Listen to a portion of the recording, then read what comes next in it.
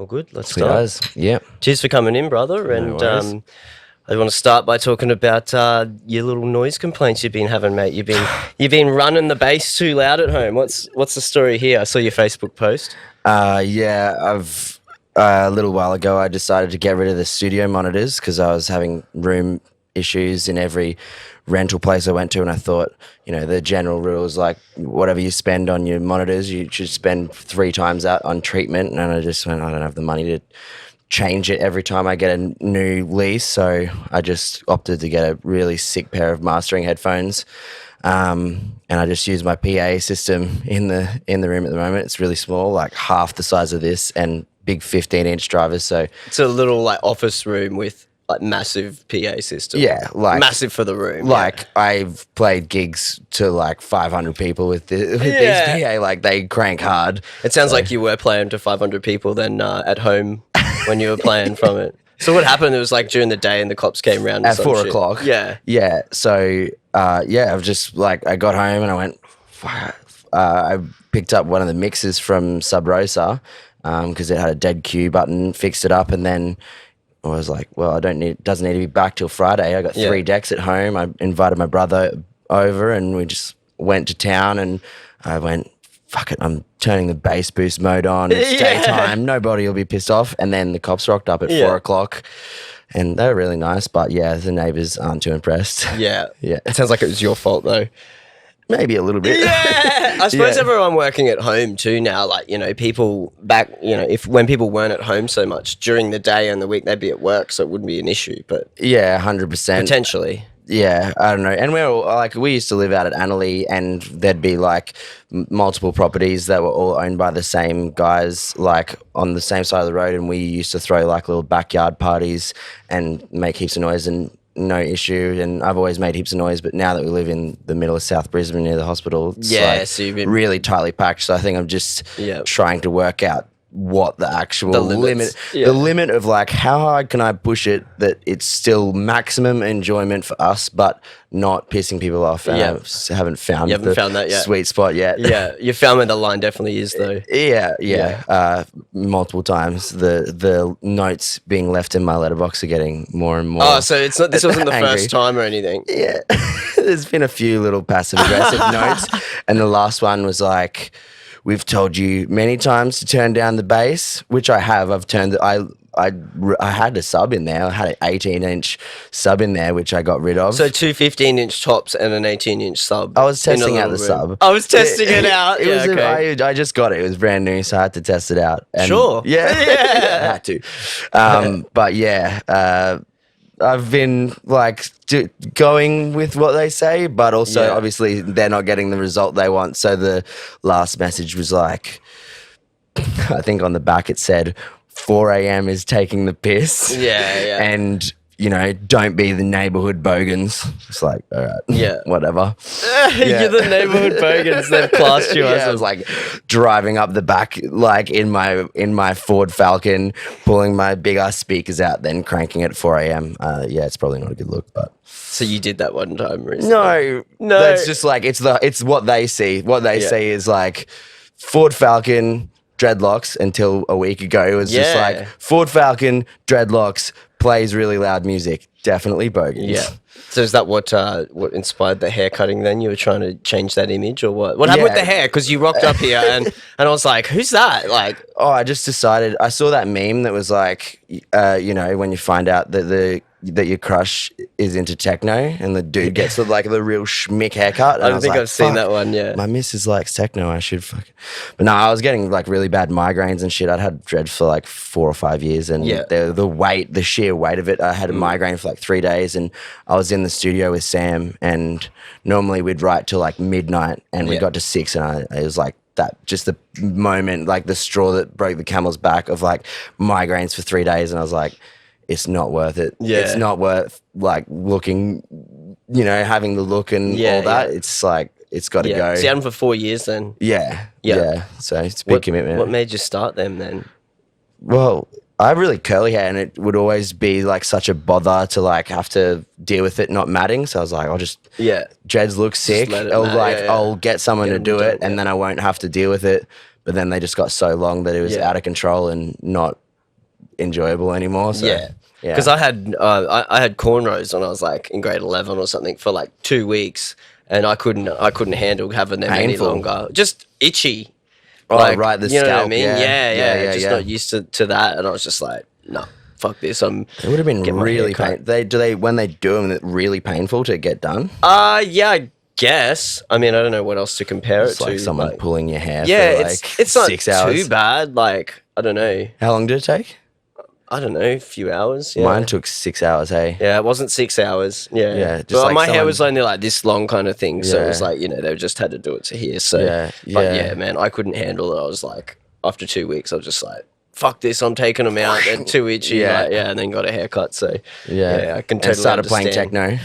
What? Oh, well, I suppose I was in grade 11, so I wasn't playing anything back then, I don't think. Yeah, so. right. I saw a few photos of you recently on Facebook. Yeah, like, you with like all to the promo throw up the old stuff. photos. Yeah. Like, and I've got the same ones on like Yeah. an old hard drive, and you look at it, you're like, is that a $150 Vestax controller. Yeah, the old it was Vestax, it's the like VC100 4 or buttons, whatever yeah. it is, VCR yeah, I 100 think that's the or one I yeah. had. Yeah, back in the day, it was like the first thing, and it's like RCA outputs, Yeah. like real shoddy. And you had to like program it yourself, basically, like do all the MIDI mapping. Yeah, 100%. You have to like press learn and then press the button and then, all right, that's that one. And then, go through. Yeah. I kind of miss all the interesting programmings they used to have on the old controllers. Like, you'd see DJ Tech Tools and that would like program the fader to be a effect. A certain parameter. curve? Yeah, or whatever. So instead of being like a volume fader for the left channel, it would be like the dry wet for a echo effect or whatever, like, so they'd actually change all the mapping to be custom, how they want to do it. Yeah, when I first started DJing, I had the Vestax, and then my mate Paul was playing techno and arranging it all and playing it all out of Ableton. Yep. And he just said, yeah, Ableton's sick. You can make your own racks, do whatever you want. It's awesome. Sounds great. So I bought like a dope mixer, a Zone DB4, which is like a Allen and Heath digital mixer with like, it's like specced out the wazoo. And I had just like a MIDI controller, so I could essentially use a sound card on the mixer and send individual channels out. So I had like 4 decks, but they send to the channel on the mixer, so you get all the analog summing and the like nice filters on the mixer. And then I'd just have like all my own effects in Ableton, and you could do really cool shit. Like, you could have a volume, you'd have your volume fader, but like the volume fader was tweaked so that like it also brought the mids in first and then opened up the highs as you got like a higher chain, up. So it was just like the perfect macro. the perfect fader. Yeah. Perfect, customized exactly to how you want it. Yeah, it's just like just 2 fader mixes. Just like, Yeah. Just like one knob that just fades between one to the other. Design it. Super cheap and easy. But playing bass music as I do, I soon worked out that I much preferred having like tools that emulated vinyl, where I could do backspins and where I could do shit like that. I think like it's certainly, if I was going to play house and techno and shit like that, especially if I was going to be making my own arrangements, I'd be back into Ableton Session. But like for bass music, I think that like CDJs is the way to go for me, for sure. Yeah. Because like in the sort of like, tech and sort of house sort of genres, you sort of have a bit more room to just let things play and play with effects and do other like bits and Layering as pieces well, and yeah. layer and stuff. So that's why it's sort of probably, for house and techno sort of stuff, that, would work really well. Having those effects and stuff that you can customize however you want. Like, I think that's really cool. But then, like you said, like in the bass genres, that's not as much of a sort of thing, like the, layering them together for ages and using effects and stuff, is it? Like, I know there's like people do like doubles and triples and drops and stuff, but it's not like stay in the mix with a couple of tracks for ages and and sort of 100%. use effects, is it? Yeah, I mean, I like the way I arrange stuff in record boxes, like with markers every 8 bars, and it's always like a minimum 16 bar mix. Yeah. But if I know the tracks well enough, I extrapolate that out to like a 32 or a 64. If you know and it's get gonna that- work, Get that little bit of a sound coming through for those, for the like, for the proper D&B heads in the room that know as soon as they hear that one sample, they know the next track's coming this in, track, and it gives those people that extra that extra satisfaction in what's happening. But yeah, certainly it's about the doubles and the triples for me. Yeah, I think it's really interesting watching like and learning, because I've started collecting techno and a house, and I started playing glitch, and it's really interesting watching like I guess what I'd call like genre defining like mix techniques. Yeah. Like like techno, for example, I've noticed that like a really common thing in techno is like techno DJs will like tease the bass, where they'll like ride the bass knob and they'll just like have it like do do do do do do, and kind of like tease the bass coming in and out. You know, but then psytrance is like a really common thing that I've seen, is like the like fake drop where it goes to the drop and they've got the bass all the way pulled out, so it's just like Yeah. and then, you know, drum and bass is like rewinds. There's no other genre or like scene where it would be appropriate for you to like stop the track halfway through and be like Started to get take but it right like back, if you do it to a drum and bass crowd that know it's a drum and bass gig, like people go off. It's unreal. So yeah, it's really interesting, like, because I go to all different festivals, like watching, understanding what I do about mixing, and watching from behind the scenes on stage as well, watching these little nuanced techniques that seem to be like a cultural thing within certain genres. Yeah, that is cool. I always like, because it's you know, same thing. I always enjoy watching people mix who are from other genres and stuff like that. Exactly what you're saying. But even your own genre as well. Like, I find anyone I sit down and mix with, I'm like, oh, that's how you do that. Like, you know, it's the same like way. It's the same like it's the same thing you're achieving, but people do it in a different way. You know, some people use their filter to mix out and into the other tracks more, and some people, you know, use EQs, and like it's just interesting to see those little, you know, like you said, the little nuanced different things people do. Yeah, especially when someone's got like, when you find someone where they're, you know, if you were to take their hard drive and your hard drive, you'd get like a 70% match. Like, they love all the same tunes you love, but they'll mix them in different points, and they'll mix them in different ways. And that's why I love doing back to back so much, because you watch someone mix two tunes that you'd normally mix together, but in a different way, using different effects or different techniques, and it kind of just like opens your mind up a little bit to like other things that, because we all get stuck in our ways. Yeah, that's it. Like, it's always good to, you know, have that different point of view, or the different, you know, techniques and stuff. Oh, how'd you do that? Like, you know, like someone, oh, it's just this, you know. Oh, someone showed me years ago or whatever. Yeah. Oh yeah. There's 100 little tricks. Yeah, with every genre and that. So let's go back to sort of like how you started music. Then let's talk about, I suppose, how you first started or got into music. How did that sort of begin for you? Well, I was even in primary school and stuff. I played saxophone and was in choir and stuff, and then I picked up the guitar when I got into high school, and then I played in like rock and roll bands in high school, and got into like heavy screamo music, Amen Affliction and Bring Me the Horizon and that kind of shit. And then I think it was probably a lot of people have this exact same experience, but I think it was the point where I heard something like Skrillex on Triple J, and I was like, whoa, this electronic music can be like heavy and hard in the same way that I like heavy and hard like bands.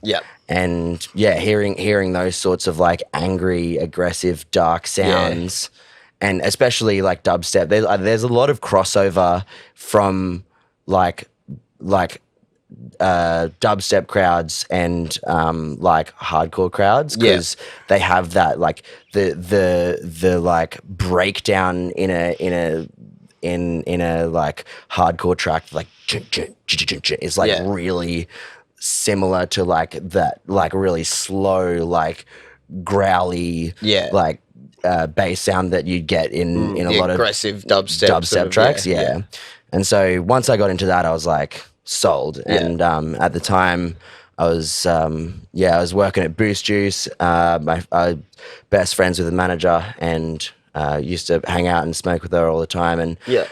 her boyfriend ran Earth Frequency, Paul, Okay. and so I just became friends with them, and they took me out to my first like alternative festival, Yeah. outside of the Stereosonics and the Future Musics and Yeah. stuff, and what then was that?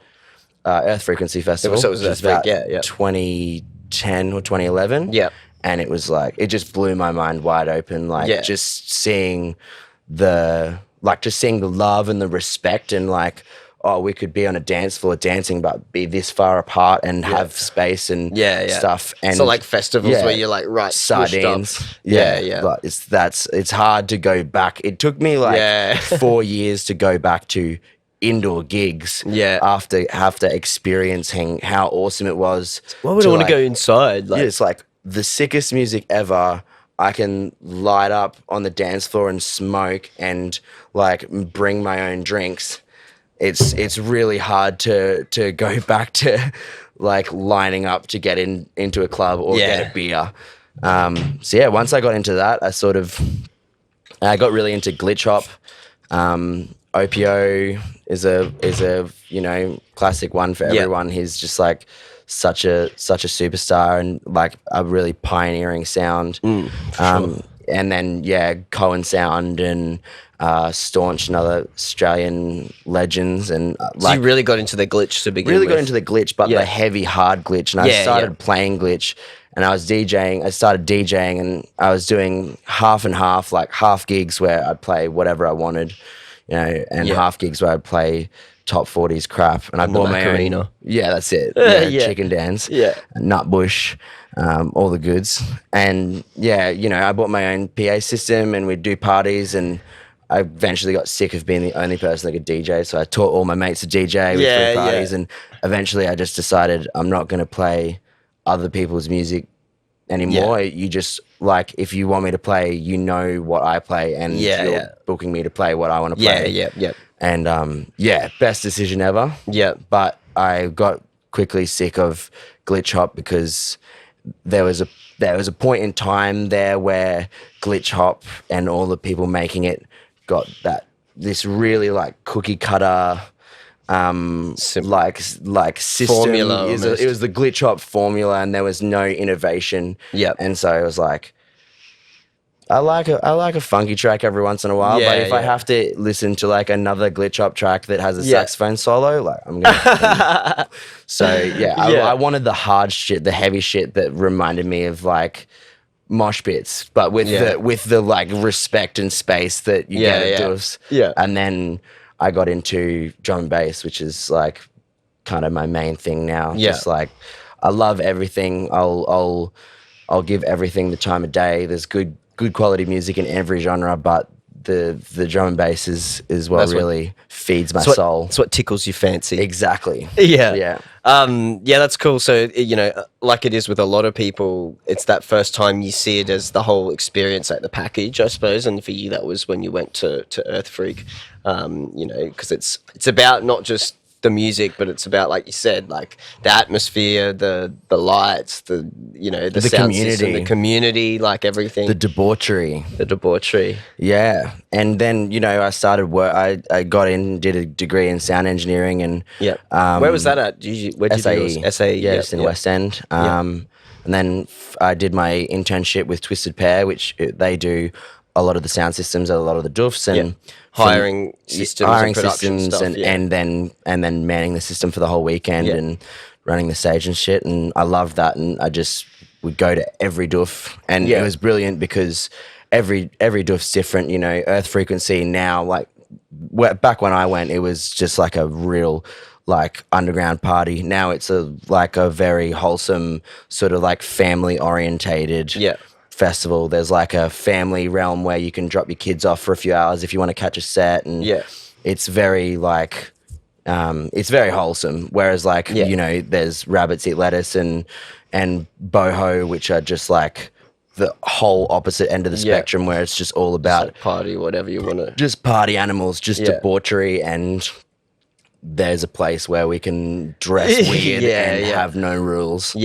Yeah, and it was brilliant being able to go to all of the different parties and you know, people always go, oh, I love Elements or I love Rabbits because it's this, but they're all different. And when you're a sound tech that's going to all the different All of them, ones, yeah, you get to see 'em. you learn to appreciate all those differences. Like, you know, Island Vibe only runs till 11 o'clock every night, but you're at the beach, so you go out for a beach swim or a bonfire at the evening, and it's like, for some people it's weird. It's like, oh wait, we don't get 24-hour music, but it's like, for me, It's like, but there's another thing to do. That's but other we'll cool get stuff. 24-hour music next week at the other party. Yeah, This time it's like this beach isn't swims the, and this is the chill one. Yeah, exactly. on the island. Yeah, So that's cool. Just like when you said working at Twisted Pair, I think that's where we first met. Hey, when I came and got the sound system and lights for school I was working at. That I work at. I was doing the disco there, and I just rocked up to pick up lights and sound and stuff. And then randomly when I met you another time, I was like, I've met you before somewhere. It was twofold, because you came and got gear from us at Twisted, but at the time I was also working for Staging Creations. So you visited me at my work to get gear, and then I visited you at your work the next day to drop off the stage working for another business. Yeah. So that's funny. Pretty funny. Yeah. Yeah, not a good time building stages though. Oh no, don't it doesn't recommend. look fun. No, I've seen them. Yeah, got to pay the bills. I was saving up to go overseas to see the eclipse, and I needed some cash. So is that something you've already done now, or is that that was in 2017 in Oregon. Yeah. Because I know a lot of people who had tickets for that Eclipse Festival and that, and I'm pretty sure they were all like, "Fuck." Yeah, they just did a buyback thing where you got 50% of your ticket price back. Yeah. Which, you know, I'd already written that money off, so getting like $300 back into my bank account was pretty awesome. Yeah, for sure. I was pretty bummed about it because my brother, who's like one of my best friends, we're super tight. He's in Canada, and our whole plan was he was going to go over there for a year and work and live and go snowboarding, and then we were going to meet up and have our like big Yahoo reunion at the Eclipse, and now they're stuck over there and can't get back till probably for July next year. It's like some of the flights back are like $10,000. Yeah, because it's like hardly anyone on it. It's like, there'll be 3 of you on the plane. You need to play 10 grand each. Social distancing flights, and when in economy where like from you to me there'd be 4 seats. Yeah, that's it. No, that's so many people with those overseas plans, but I suppose that could be a good thing for festivals like the doofs and stuff that we're talking about. If they start coming back, hopefully it means people who would have, they'll be missing that trip overseas or going to that Eclipse Festival, and they'll come and support some local stuff. Hopefully, it'll be good for local Brizzy and interstate DJs and producers that maybe they were just out of reach of getting picked, but now because a bunch of these internationals couldn't get booked, they might actually get some booked spots, and get an opportunity, which is awesome. Like sometimes the festival scene can be a little bit like you scratch my back, I scratch yours. In the same way that the club scene can be. It's there's a reason why the saying is it's all about who you know. It can be a little bit you scratch my back, I scratch yours, and the same DJs get booked year in, year out, and the lineups get stale, and it's good to get some fresh blood in there. Yeah, so hopefully that'll give some people a shot or something. And I'd love to see and that. hopefully some people maybe try some things. Like I don't think you were talking earlier before we started about maybe like some of the crews looking to do some stuff soon, like start some events and stuff like that. Yeah, well, I'm going to a legal COVID safe party to play tonight, which is I don't know if we're allowed to have a dance floor, but we're going to fucking do it. Yeah. But like I've been running like renegade bush parties for probably 5 years, just under the name Expression Session. And we just have a crew of us that, originally it was like take my PA system out to like national park somewhere where we can crank it as loud as possible and there's not even anyone close enough to hear it. Yeah. And we just do a one night thing, but we quickly got sick of doing the one night thing because it's so much setup and all so that much for one setup thing, for like 12 hours. Yeah. And then on top of that, like there is the safety factor of like, well, if we're all going to go out and drink and have fun all night, like driving home the next day tired and stuff is Not a bit best. dangerous, So the last one we did was in August last year, up at Mullaney in the valley. There it was like the most lush spot. It was actually one of the spots where the first Earth frequency was held, and the dance floor has a rainforest canopy over top of it. That's and awesome. You can fit probably. They've done parties there. There's a party called Home up there. There was about 600 people, but apparently that was a bit squished. I think you could probably comfortably do 400 people there. And we did one last year. We'd had just shy of 300 people, and didn't get any noise complaints or anything because That's cool. I was very like, we're going to design the system exactly this way, point the speakers down, cardioid subarray, all the things to try and help not piss off the neighbours. We went off without a hitch. So we wanted to do one this year, but with the constantly changing, it's just hard, isn't it? That uncertainty. It's like why, like nobody wants to commit money and time and energy to trying to put on a party that might not even happen. Yeah. Or like, I was going to have my birthday party, up in the rainforest at one of my mates' house, It's like, sick, we can have a little party, rainforest, get the system out. And then the week before it was like, they cut it down to like 10 people per house. There's 5 people that live there now, so I'm not taking up my sound system for like that family and my 5 mates. It's not worth it. Yeah, So, it's got to be worth it. That's it. I see they're doing that remix hotel thing. I don't quite know what it's about, but I saw something on it. It's like in a hotel, like the whole hotel. I think you can book rooms and they have live stream sets and then at the pool and stuff. It's at some hotel in the valley, I think, or the city. Sounds sick. Yeah, I know, right? I didn't really know. Do you have to stay in your room, or can you? I don't know visit exactly what. I don't know exactly what it is. But I think there's like over the hotel there'll be different spaces that have little parties, but then there's also live stream stuff that's streamed to all the rooms or something. I'm not you'd sure. hate to be cleanup crew on that hotel at the end but of the it'd be pretty weekend. fun though. Like, man, like a whole hotel, just people partying. Just reminds me of college. That sounds dangerous. Yeah, I know.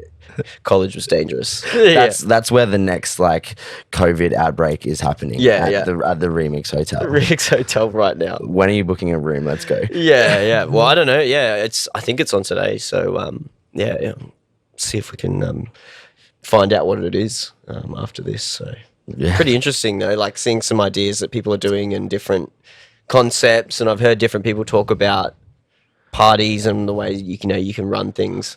With some creative stuff. Well, I mean, like a hotel is so much of their business is through tourism, obviously, which is and for entertainment. Which is taking a massive tank at the moment. There's no one touring. There's no one coming into the city. Who might live out of town for a gig and wanting a hotel room, but they've kind of like, well, what can we do? What can we offer right now that's a bit different? What can we use all these rooms for? Throw a party. Yeah. But that's what I use them for. Yeah, interesting concept though. So it's been cool to see some of those ideas pop up and right in our own city, I suppose, as well. Yeah, I think like when you can't do what plan A, you got to start looking at what plan B is. And for me, I got really lucky in that this year I was planning on taking a bit of a break from gigs to write music, which is like perfect, cool, perfect timing. Yeah, you're gonna get forced to do that. Good timing, sick. But like my mate Sam was supposed to go overseas and do Europe, and then meet us in Chile for the eclipse, but he had to cancel his plans. But then we ended up starting a record label up, and you told me about this. Tell us about the label. What's how did this come about, and what's the vibe? What kind of label? So I was originally talking with my friend James Millers, who's duos. He's like a sound tech and drum and bass DJ, and we were talking about doing a label. Not for financial reasons, because like I don't know, you had Jesse on the other week. He probably told you that running a record label is a money pit. But like it's more about I just have so many talented producers around me, and James and I, working in the music industry, have met so many people, have so many good connections, and thought it'd be really awesome to try and create opportunities for young up and coming talent to get out there and, you know, get recognized and get their music out, you know. So that's like a platform for people. Exactly. Yeah. And, you know, there's no other than Plasma, there's no like really big killing it bass music label that I can think of in Australia. And so we just thought, why not do it ourselves? Yeah. And then my friend Sam, we ended up getting him on board, so it's the three of us. So we've only just like sort of we've just built all of the done all the social media and started getting all the marketing and the branding on point. We've got a load of tracks already for the first VA. Like we've got stuff from guys that have never released before, like Aradale from up the sunny coast. Like this dude, it's the first tune he's ever produced, and it's like you could tell that he didn't start writing a song and then start writing another 4 songs. He just started writing a song and then just like focused on it and made it sick. And I'm like, dude, this is your first song? Yeah. Show me your second song. Yeah, I haven't started a second yet. It's like one of my favorite tracks that we've got so far. But we got stuff from, we're going to be doing stuff from like Ash Hansen and Dylan, who are local Brisbane guys, you know, running like Liquid Sessions and Junkyard Sessions, just like keeping the Brizzy D&B scene on lock. And then Ed, etc. from Melbourne sending us a tune. Duffrey from over in the States is sending us a tune. He normally writes like glitch hop and stuff and sort of like wonky beats, but he writes halftime and drum and bass from here and there. So there's a lot of really talented people ranging from like, you know, massive, you know, experienced DJs and producers to people that nobody's ever heard of. Yeah. And I'm equally excited for all of it. Yeah. But yeah, it's gonna mostly be focused like drum and bass, halftime, focusing mostly on like deep and technical sounds. But you know, I wouldn't mind if there was a little bit of staunch neuro in there. I'll happily vote in a dubstep track or a glitch hop track. So variety is the spice of life. It's not specifically just the, you know, drum and bass and halftime. It's flexible for other stuff too. Yeah, it's got to be good though. Yeah, 100%. Yeah, like, it's first and foremost a platform for us to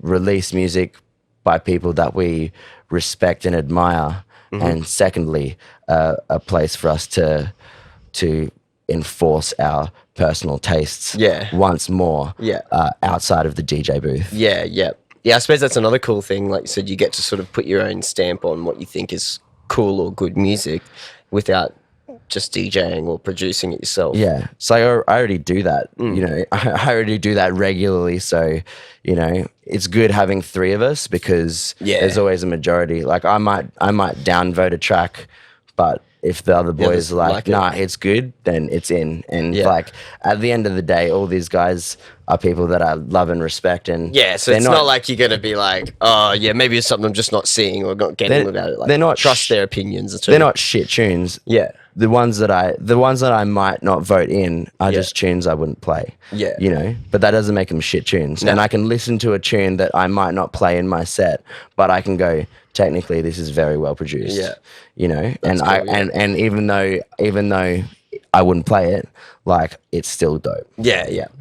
So you got a few of your own tunes you're going to be putting out on the label, or how's that all going for you with your music? So our plan is to all 3 of us write an individual tune for the first VA. We've already got probably 8 tunes locked in. Between Tomix has got 2, and they're like crazy. Like his shit's ridiculous. He's releasing on UK labels and shit. He's out of control. But we're all working on tunes for that. to be honest, I think we've all been slack in our own solo stuff. I've been doing weekly writing sessions with Sam, and we've got like collabing. And 5 or 6 ideas. tunes that we've written, like at least 4 tunes that are like well fleshed out. Maybe 1 or 2 more elements in the breakdown, and then it's time for the mix. So we've got we're planning on probably just still writing our own tunes for the VA, and then after we've released that and given it a couple of months to breathe, probably doing a 4 or 5 track collaborative EP. Because we just like, you know, when you just do a collab with someone and it's so smooth, just works. It's so smooth. Someone's like, do this, and also the other person's like, yes, that's a great idea, and they're like, oh, what about this? Yes, great idea. Exactly. Like we just the first 5 or 6 sessions, we just banged out tunes like it was nobody's business, and then we had a slump, like 2 or 3 shit sessions that were like, oh man, do we even know how to write good music anymore? What did we do wrong? What were we doing last time? What shoes were we wearing? Like, too many drinks the night before doesn't help. But yesterday we came into the session to a track that we'd essentially reached a brick wall with, and we'd gone, this isn't where we want to go. Stripped it back to like a kick, a snare, some hi-hats, a few other toppy percussions, and just started again. And within 3 hours, it was like, that's the best tune that we've written so far. Like sometimes you win some and you lose some. Yeah, and sometimes it just happens real quickly, and you're like, oh man, we just wrote an awesome tune. Like that's sick. But I love what you just said there about like if something's not working, you could like strip it back, maybe just to the drums, like you said, just the basic drums, and then start again. It's almost like remixing your own stuff. If that makes sense. Like I always think of it like that sometimes. If I've worked on something and there's a cool element in it or something, I'll be like, just going to pretend it's a remix. And take that one element and try and remix that. Yeah. It's still original, but... Track A version 7.3.9. Final maybe. Final maybe second version. But and it's good. The other thing, like I think why I've been a little bit demotivated in my own studio space with the noise complaints, and you get the headphones though. I remember when you came over that time, I had a little listen outside while you guys were in here working on tunes, and man, those headphones were dope. Like they're crazy.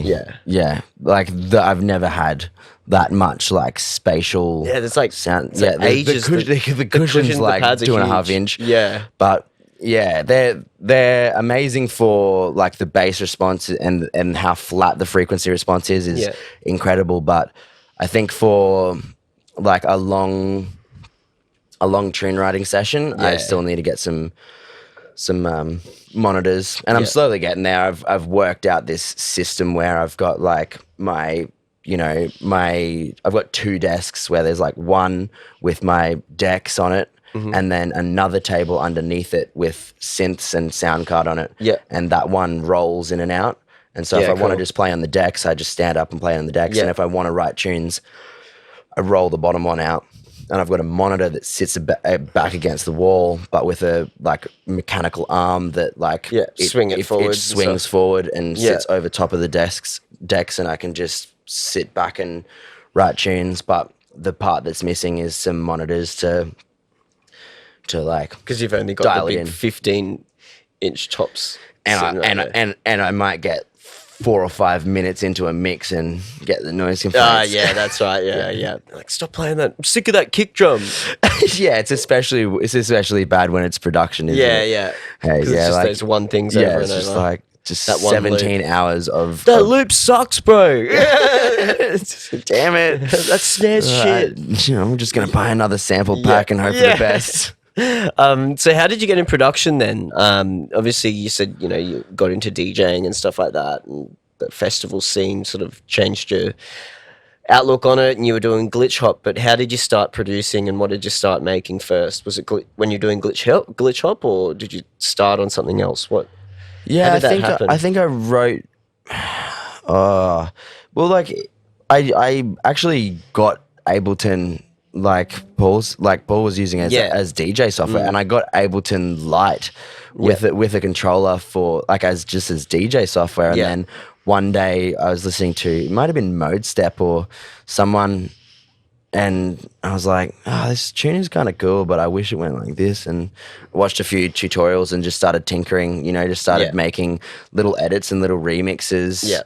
And then from there, I sort of, discovered my love and my passion for it, and the drive to sit there and tinker for hours on end. And I thought maybe I should stop studying shit that I don't care about and do something I do care about. Because what were you studying at that stage? I think at that stage I was studying economics at UQ, and I'm ADHD, and I'm a very hyper focused kind of person. So it's like, unless the thing we're talking about or the thing that I'm doing is the thing that drives really me, interests you, it's really hard for me to focus on it. So it's like, but then when it is, you're just like, oh yes, you're all about it. Yeah, it's obsessive. Exactly. It's just like a rabbit hole. And it was like the first time in my life where I was just getting hectically good grades. Yeah. And it didn't even feel like I was trying, because I was just that. Just liked I was it. just that invested. Oh, this is fun. Yeah. It was like I did the I think I didn't go straight into the degree. I did the electronic music production diploma or whatever. first, and it's like. So you started getting into the production stuff before you did these courses? So that's you got into it and went, I like this. I want to. I was like, I like this, and I'd already spent hundreds of hours watching YouTube videos, and then I went into a diploma. Could have just done this at uni. Yeah. Well, it's like I actually couldn't. I actually could have just not done it at uni, because I went and did the diploma, and it was like fucking 7 weeks in. I was like, I know all of the course content. I already know all of this. I'm so far ahead of the course content that they'll be teaching a course on synthesis, and I'm up the front, asking questions that they didn't even know. My teacher needs to be like, I got to look that that's up. a very good question. You should come and talk to me about it later, because we're not talking about that right now. And we'll cover that in week 9. Yeah. And I was just so obsessed about it. I was at, but sweet, easy grades. Yeah, that's cool. Yeah. So that was, how was the actual degree at SAE then? How did you enjoy that? Who would you recommend it for, and who maybe would be better off doing other stuff, you think? Oh, God. Because it's an interesting question. People always go, should I go to SAE or not? And it's like, or to get a degree. And it's like, well, for certain things, it's definitely really helpful, hey? Obviously. Yeah. Some of the, or what you're looking like maybe you don't think it is. They're not going to like what I have to say. Oh, but that's all right. I mean, there's lots of stuff out there, but for some people, they need to go somewhere and have that. I know people who need to go and have a course where they're held accountable, where they have to go and do things. Like someone that needs a structured learning experience. So some people, so some people need that kind of environment to learn that kind of stuff, and it's good to have people who know what they're talking about there. But if you just want to learn how to write sick beats, save yourself the 45 grand and go. That's not really what it's necessarily for. Go online and. Go to Bass Gorilla, or go to any. There's websites where you can pay a subscription a month and get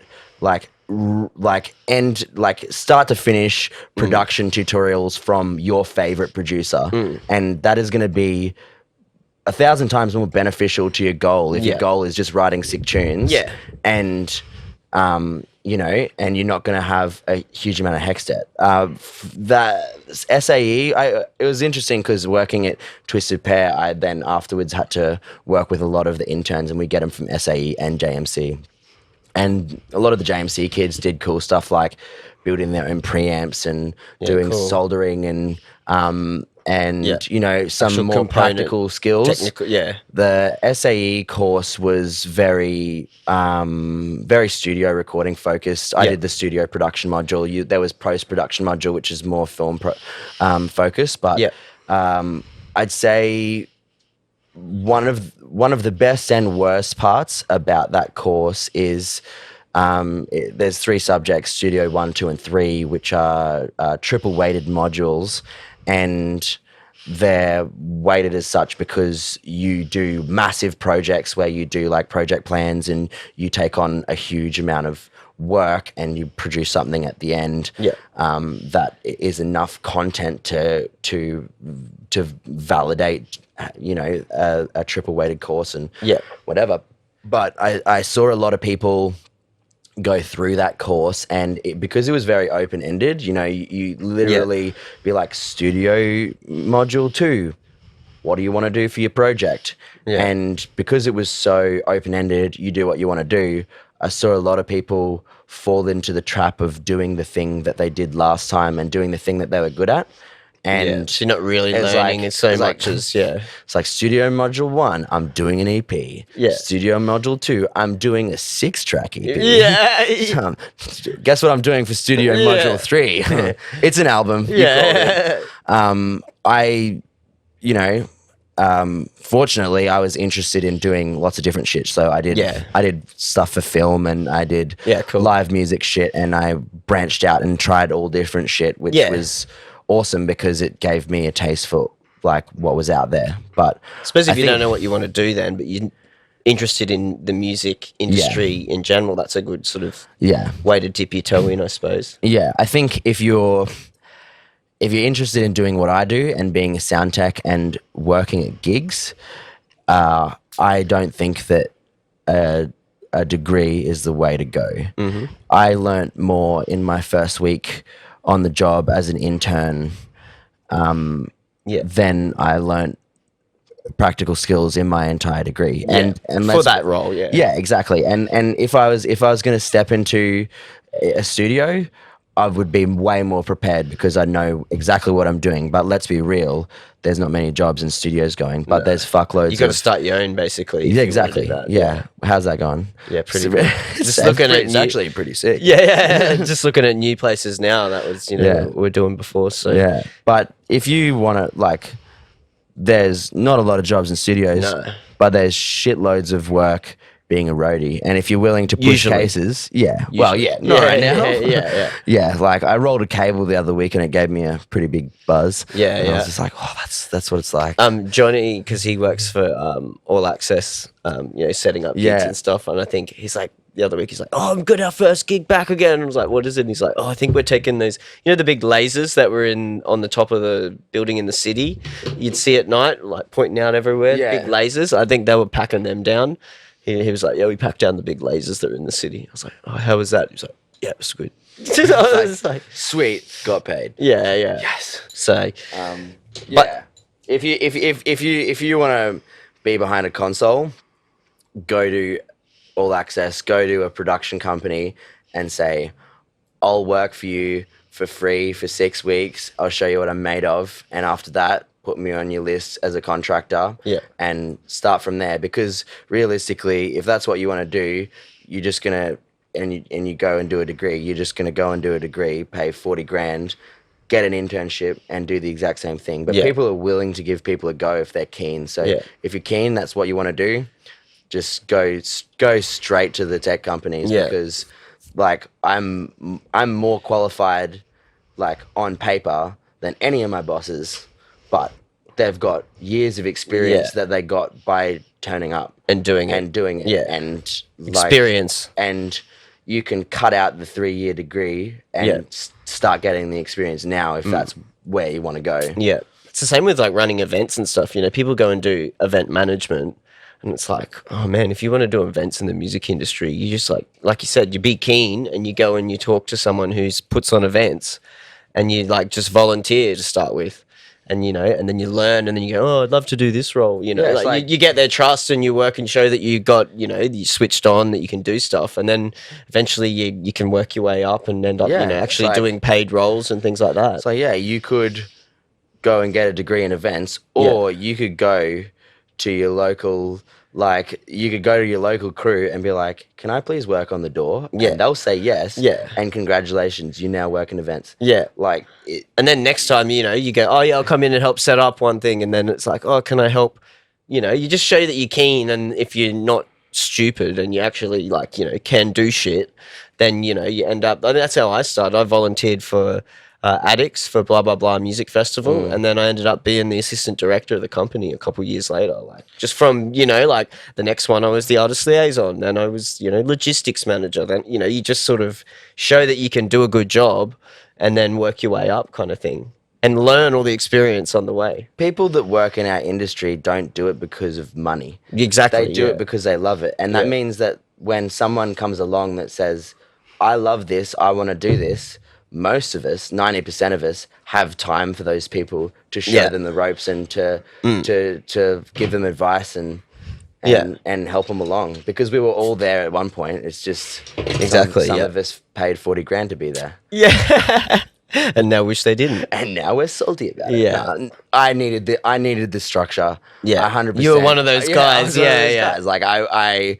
needed the structured learning environment and the gold star of validation to know that I was on the right track. I got a good mark. Yes. I am doing the right. But that is the other thing. Like, a lot of people say to me, people say it all the time. Oh, the internet's got so many good resources and, for people to learn and that. People go, but there's so many resources. It's like, which ones are the good ones? And it's like, oh, yeah, I suppose if you don't really know anything about it, it's like you type in how to do this and it's like a million websites, Yeah, that's a tough one because, like, as you'd know, writing music yourself, it's like, how to do this? Well, there's 7 different ways to get the same result, It's like, which one's the best? And So that's the thing, knowing and then I think it's not even sometimes knowing how a technique works, it's when to use it, oh yeah, I know how to use a compressor, but when do you use it on a kick and how do you use it? You know what I mean? On a kick, like it's a lot of the times it's that, it's not just,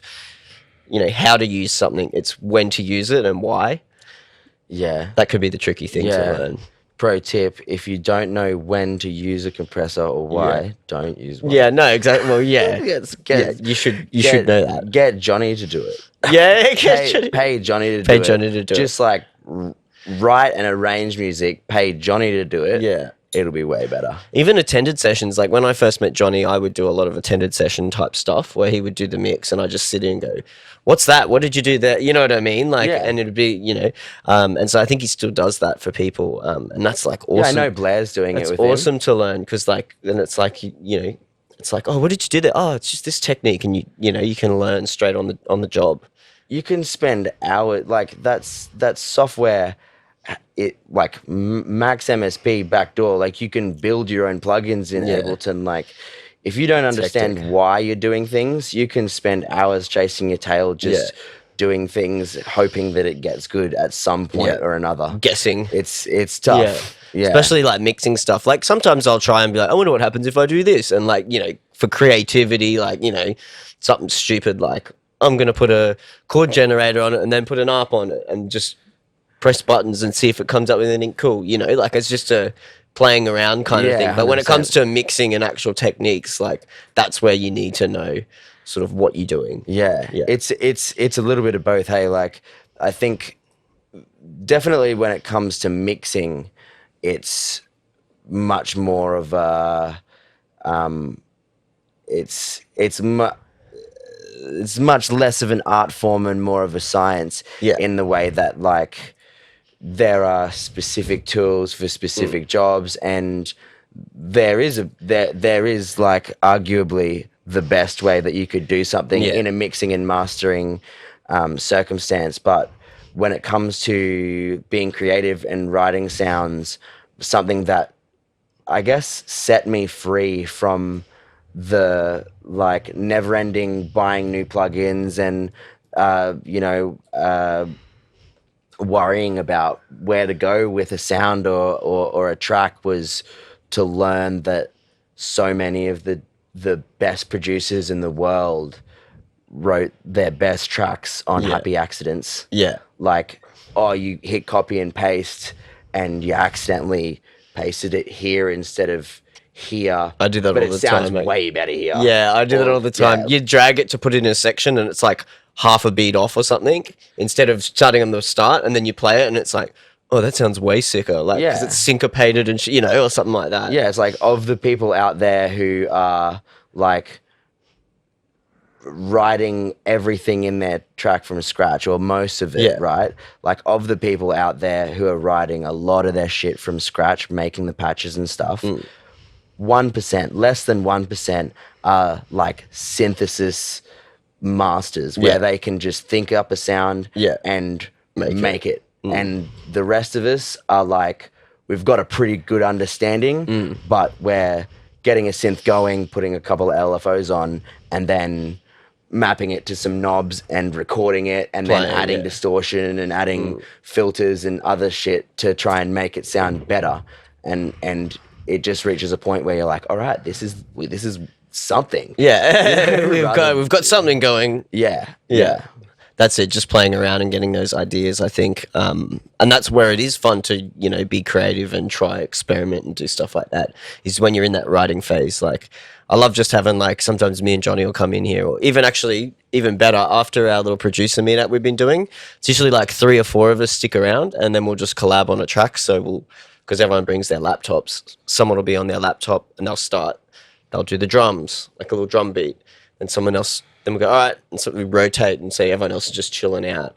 Then someone else will go write the bass line, and then someone else will switch out and they'll write some pads, and like we just sort of collab, and it's kind of fun to work off each other's sort of, what they've done before, and then just jump in and I'm going to change this and just, really experiment. Yeah. As a group. Not getting too hung up on where it's going, and Yeah. just focusing on what you're going to do to it, rather than getting locked into what your dream for the track is going to be. Yeah. Yeah. There's no real direction for the track. It's just like everyone just jump up and do Experimentation. stuff. Yeah. Yeah. Yeah, the most productive collab session I had was right before COVID, like probably the week before the full lockdown and international travel bans and stuff. I flew down to Sydney, and I did a collab track with Dr. Werewolf, Adam. Yep. You might know him from... Yeah, I think we were on one of the Friday knockoffs a few weeks ago. I think you were on as well, and Yeah. he's been on a few as well, yeah. Yeah, and we're both very hyper-focused people, and our session, we knocked out this track in a day and a half, ratchet, after, a big-ass festival and a 24-hour kick-on, and it was like him on his machine producing, and I would be on the couch at the back of the room with a blank Ableton session, opening up synths and shit, and making shit, listening to what he was making with one ear, and with the other ear making the next sound, that as soon as he was done and we were ready to try swap this. seats, Yeah. I'd just have a USB and I'd drop my sound straight in, and he'd be like, yep, sick, Yeah, fuck yeah, instantly, yeah. back in, and we were just tag teaming it. Yeah, Yeah. That's sick when when you vibe like that and you can work on that, yeah. There was definitely there was also the time crunch and just being like, we need to be productive. Yeah. Yeah. We've only got a limited amount of time. I actually love doing that little challenges for myself. Just be like, you got an hour. You just got to write as much of a tune as you can in an hour. That's it. How many patches can you make in an hour? Yeah, or anything like that. Yeah, or just like you can use loops, you can use whatever you want, anything. But you've got 60 minutes to come up with a track. Yeah. Just like to try and do shit really quick and it's one I love interesting. doing is like the 30-minute or 60-minute mixdown challenge. So like what do you do for everyone, that? you can just go to resources online and not buy or just download for free like sessions that are just all audio, just stems for a track. Yeah. And everyone gets the same track, and everyone has the same amount of time from go to mix it down, and just to see how everyone goes. And it's interesting because obviously, like I said, I said before, it's a science, but there's obviously creative things in, we all have our own, I used to be a bass player, so I tend to make the bass the loudest sound sometimes, and everyone leans a certain way. Yeah. But it's really interesting to see how far you can get in an hour for a mix down, because that sort of shit takes Can a fair take amount time. of Yeah. for sure. Especially when you like even just like organizing a session for a mix down can take your time if if you get it and it's like all messy and there's like they've given you every layer, there's like 3 clap layers for one Yeah, clap kind of thing, and you're like clap 1, clap 2, clap 3, and oh geez, all right, let's group Yeah. them, let's group them, label them, clap, you know what I mean, like If there's you're all that. going in dry without a template, it is gonna be a time. Yeah, It's gonna yeah. be stressful. Yeah, for But sure. yeah, the template for sure helps, and knowing your tools. Like I've seen so many people, so many like young gun producers get stuck in the trap of being like, oh, I'll buy the native instruments like bundle because Yeah. it's the best deal, and then it's like 2 years later you don't know anything about any of those plugins because there's like 100 of them and it's impossible to like Yeah. it's too hard. But Yeah. if you just spend $100 on one plugin and get really good at it and write a tune, and then at the end go, what's the worst part of this tune? Oh, it's the bass. Well, I'll buy a synth that's really good at making bass next, and I'll make that my new Thing to goal. focus on. And then at the end of the next tune, you're like, I suck at pads. Yeah. Let's work on that. Yeah. But if you've just got a million options, you can spend forever just like running in circles. Yeah, that's something I talk about heaps. Is I think of production as an RPG game, and it's like every time I go in, I try and aim to work on a certain thing which upgrades a stat. So it'd be like drum groove. Today I'm going to work on drum groove and get plus 10 drum groove. You know what I mean? Like level 87 drum groove or some shit. Yeah. Like not written down or anything. I'm not that much of a freak that I keep track of my stats from my production. But like in my mind, I think about it like, oh, I just watched a tutorial on, something. I don't know. Yeah. A new plugin that I've got. Oh, that's plus 10 something. I always think of it like that in my mind because I used to be obsessed with like RPG games. I love that shit. Yeah. Same. That's why I don't play them anymore. 100%. It's all level up. Yeah. You shouldn't. So I try and trick my brain into be like, no, I'll watch that, and then I'll it's like I've upgraded. It's get a little serotonin hit. In reality, you're just trying to trick yourself into thinking 100%. that Ableton is an RPG game. Yeah, so I know you that. get your fix. I know that. Really, you're just getting home like, oh god, I'd love to play some RPGs right now. Yeah. No, I haven't played any RPG games in years, thank God.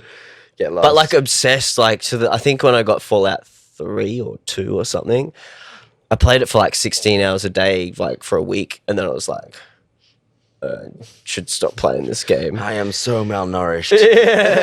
But you know what I mean? Like that kind of, just get right into it. So it's like, don't play video games anymore. Yeah. Not because I don't like them. Yeah. Sometimes the way I try and motivate myself to go and write more music is by sitting down and playing a shitload of video games and then like looking at the amount of time that I've spent and being like, guilt yourself into it. I at least like it's okay to be a consumer, but like you at least need to be creating something. Yeah. Like if you're use gonna play it as inspiration. Maybe, if you're gonna the same way that like if someone was trying really hard to lose weight at the end of the week, they'd have their like cheat day. It's like, okay, if I'm gonna play video games, I at least need to make a new bass patch first. Yeah. So you're like, Or after. you have a trade off. Yeah, sometimes. But see, I know that I just can't do that. My brain will be like, no, let's just play this game. Yeah, it's like video games are way easier. This game's way easier and way so- better, and you're getting serotonin hits every couple of minutes Yeah, when I'm you level up or get a new weapon. I'm so much better at video games than I am at producing tunes. But only RPGs, because when you play all the ones online, you can't lie to yourself and say I'm way better because you just get destroyed. There's a scoreboard. And people and people actually are good. Like, you know what I mean? That's why I hate all the like online games and that too, like all the ones online, because it's like you got to be really fucking good. Otherwise, you just go in and play them, and it's like, oh, I didn't even know how I died. Someone shot me from fucking 200 meters away, and I didn't even know fucking anything about, like. Yeah, I just got like 360 no scoped by an 11-year-old in Japan. Yeah. It's just too hard. It's like, not fair. There needs to be some kind of system. Yeah. You need some tiers. I mean, I know they've got tiers of like, if you're better, you go up. But everyone needs to chill out on the video games because they're all too good at them. nobody has a life since COVID. I admittedly, when we went into proper lockdown, I locked myself down on the couch for like a solid couple of weeks. Yeah. I think I A actually self-lockdown? Yeah, I think I actually made an indent on this one permanent like forever spot on Yeah. on that couch, just on the sheer amount of time I spent in the one position. Yeah. But it was unhealthy, so I started writing tunes again. Yeah. Well, that's it. As Worth long as it. you've been, and you've been doing like, you know, a lot of collab stuff, but not as much by yourself. What do you think it is that when you're by yourself isn't as productive as when you're collabing? Is it just having someone else to bounce ideas off, or what do you think? It is a bit of that. I think it's also the same reason why I liked the forced structured education. Like if you agree to someone that you're going to go to a studio session, you go, and then once you're there, like it feels like a waste of getting there to not be productive. So you're there and you're in the space and you be productive. Yeah. But then, you know, there's also, everyone has good days and shit days. But you know that moment in a track where you put something in the right spot and you're like, fuck yeah, that's it. That's exactly where it needs to go. You get keen. Some days I'm having a shit day and Sam's having a good day, and he'll put something in the right spot, and then that does that for me, and suddenly I'm now having a good day because he's just hit it on the head, and I'm back in the game. Sometimes it's that outside inspiration almost. It's not just you in the studio. You get an idea from someone else. That gets you going. I definitely, it's got to be the right person. You know, I haven't had many collab experiences that were tough, but I've definitely talked to people where they've been like, it was so hard writing a tune with that person because I felt like we're never getting anywhere with it, or we're always disagreeing. Different ideas. And I think if you're going to go in and collab with someone, you just have to accept that they're not going to agree with everything you do. And me and Sam just have a rule. It's just like, if the other person doesn't like it, move on. Like, there's a million other sounds you could make right now, and I'm not going to be like, all right, let me just work on this for another half an hour. And hopefully you like it. Just like scrap it. Go to the next thing. Do something else. Work fast. I suppose it's the same really when you're working with other people in a lot of different things, isn't it? You got to be flexible.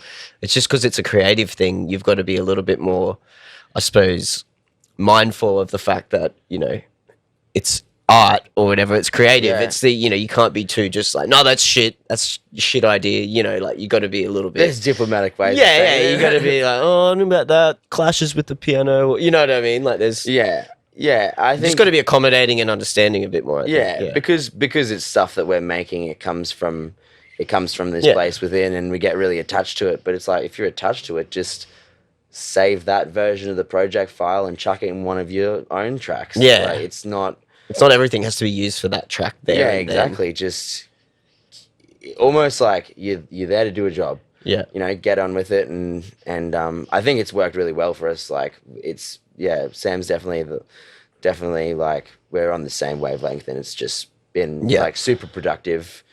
Cool. That's good, man. Well, let's have a quick break, and we'll come back and we'll keep going. Sick. Sort that. And we're back. Good work. We're back. So we're on the last beers. So I've got Storm Graveyard's left a bottle of, I think it's soju. Have you ever had this? No.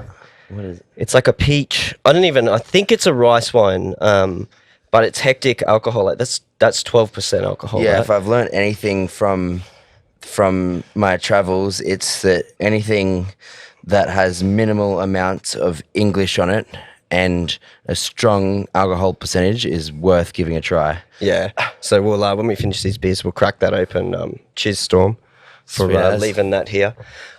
So I put the word out, and like I had said to you, you were already on my list to come on the podcast already, and we had spoken previously when you'd come in and that about it, I think. But I put the word out about anyone who out there who I know who's, you know, maybe into a bit more of a polyamorous life, you know, multiple partners, or maybe you can explain it a bit more how you look at it, you know, because everyone I'm sure has a different sort of, you know, take on it. And to be honest, actually, a lot of people did reach out, but a lot of people are like, oh, you know, there's some people have a bit of stigma about it and stuff, and I don't really want to come on a podcast and talk about it.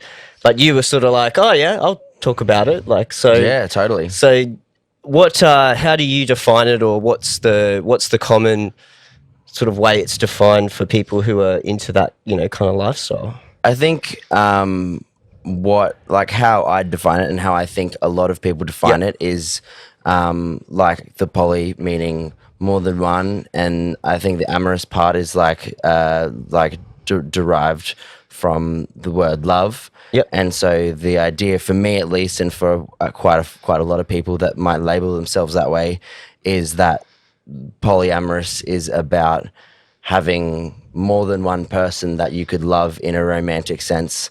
Yep.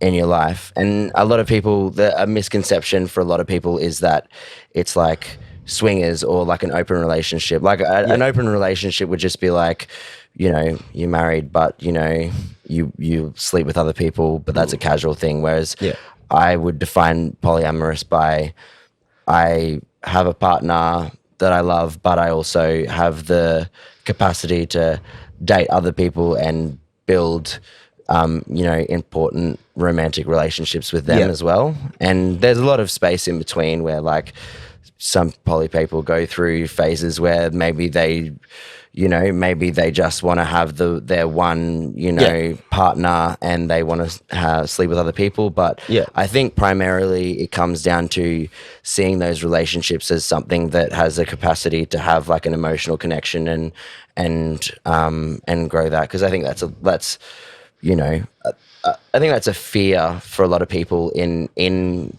moving into that space and why some people might be okay with an open relationship type of thing, because it's like, okay, well, it's cool if you sleep with other people, but you know, as long as I'm the one that you love, then we're all good.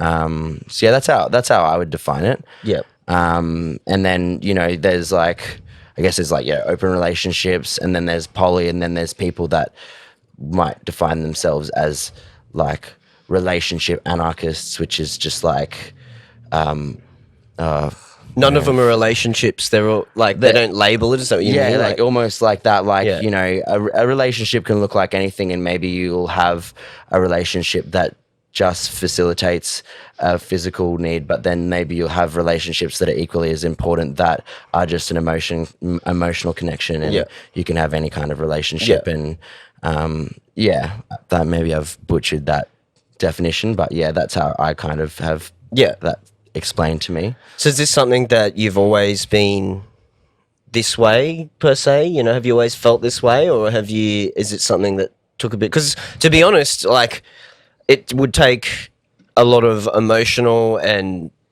social sort of intelligence to be able to do that, to be able to separate it and say, well, they can have feelings for me but also have feelings for someone else. Like, that takes a lot of maturity to be able to accept that kind of a outlook on things, right? Yeah, it's not something I imagine when you're like a 16-year-old where you're like, no, I get that, like they can, you know what I mean? Like, it's something you would really have to be quite mature about and be able to, you know, accept that. If it's not something that comes to you very naturally, it's something that comes to you through a lot of personal growth and work. It's something that came to me because my ex-partner, you know, we got together when we were super young. We were together for many years, and she wanted to like experience other things, and I was very hesitant and resistant at first, but then, you know, I started dating my partner that I'm with now, and you know, it was a lot of personal growth, but I feel like ultimately it was good kind of personal growth for me. I don't see myself as like, I don't see it like as a superior way of doing relationships. I think I see just another option, right? I see a lot of monogamous people that do it really well. I think that there's something that I think there's something that a lot of poly people would refer to as toxic monogamy, which is like jealous behavior and controlling behavior that when you start to call yourself poly and live that kind of life, you have to deal with all of the emotional stuff that comes with You can't have accepting that it. stuff. You can't have that stuff. You can't like, have jealousy yeah. because that's going to be rampant then. Because Exactly. it's, yeah. And there's people that do monogamy and they don't have that. They have so much space and space and trust with their partners. Yeah. But I think like poly gives you a framework to teach yourself what that might look like as well. Yeah, but it's also just that freedom. Then it's like you could be poly, but in a relationship with just one person. Totally. It doesn't mean that you have to always be in multiple relationships, but it's That would be tiring. Yeah. But it's like an option. Like it's not like it's. No, if I'm going to be in a relationship, I've got to be in two. Like, you know what I mean? It's Yeah, not like 100%. that. Yeah. It's like, you could be in like a one person sort of relationship. And seeing it that way is not great either. Like, oh, my partner's dating someone else, so I need to be dating someone else as well. Yeah. Like, that's not. That's why I imagine, it's a lot of maturity and emotional maturity to be able to accept a lot of those things because, that's something that's for a lot of people is ingrained into them, that. Yeah. The narrative of having one person that, Yeah, we get till death do us part kind of thing, We get taught how to love by our parents and by the media and movies and all that kind of stuff and just through socialization and polyamory is something that steps outside of that, even though it's something that probably our ancestors practiced a lot more. My ancestry came to Australia, had 4 wives. Nice. Yeah. Yeah. So because we've got a huge family history and family tree where it came over here, it's like the size of a single bed mattress, like the whole family tree in tiny writing. Yeah. And it's like, so we actually define ourselves by what wife we are. Like, I'm the first son of the first son of the first daughter of the second son of the third wife of Kwong Sudak, who was the guy who came over here originally. Yeah, wow. So it's like, like back in the day, like it used to be a thing, especially in, maybe Asian, or different, maybe not so much. I suppose a lot of Western countries had it too. What's the history of it? Do you know? I don't really know. It's definitely like huge in a lot of cultures over the world, history. I think maybe when we were hunter-gatherers, it might have made a lot more sense to have as many possible sexual partners and mates as possible to try and increase the likelihood of like reproduction and continuing on like the genes and whatnot. And there was a point in time where it made more sense to stick with one person because you could grow your wealth and then pass that down to your family and create power that way. But it's weird. I'm pretty young, but I feel like through just like reading and consuming media and stuff, I feel like poly is something that's becoming more and more popular now. And like maybe that's I don't know. Maybe it's just a sign of the times. Could be. Everything's changing. 2020 is a big year. Yeah. Everything's changing. Yeah. Everything's changing, and like if the world's going to end, you should try and have a good time. Yeah. Well, poly sounds like it's definitely a good time because that's the thing. Like you have different partners over the years for anyone, and it's like there's good and bad things about every relationship, and it's like so there's. I can see how you could have 2 things going on and it could be both great for different reasons.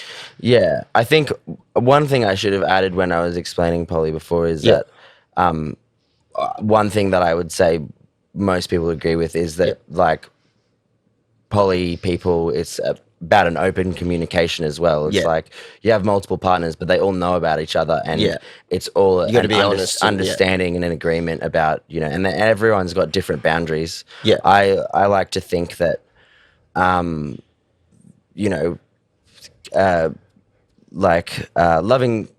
someone unconditionally is a myth, right? Like we all have conditions, we all have boundaries, and we all have breaking points and what have you, but the more that you can the more that you can let go, if you love someone, let them free. The more you can let go of those things, and Yeah. the more you can take away those boundaries, the more you can allow someone to be their authentic, true self and grow in the way that they want to grow, rather than basically, in a way, forcing them to grow the way that feels good to you.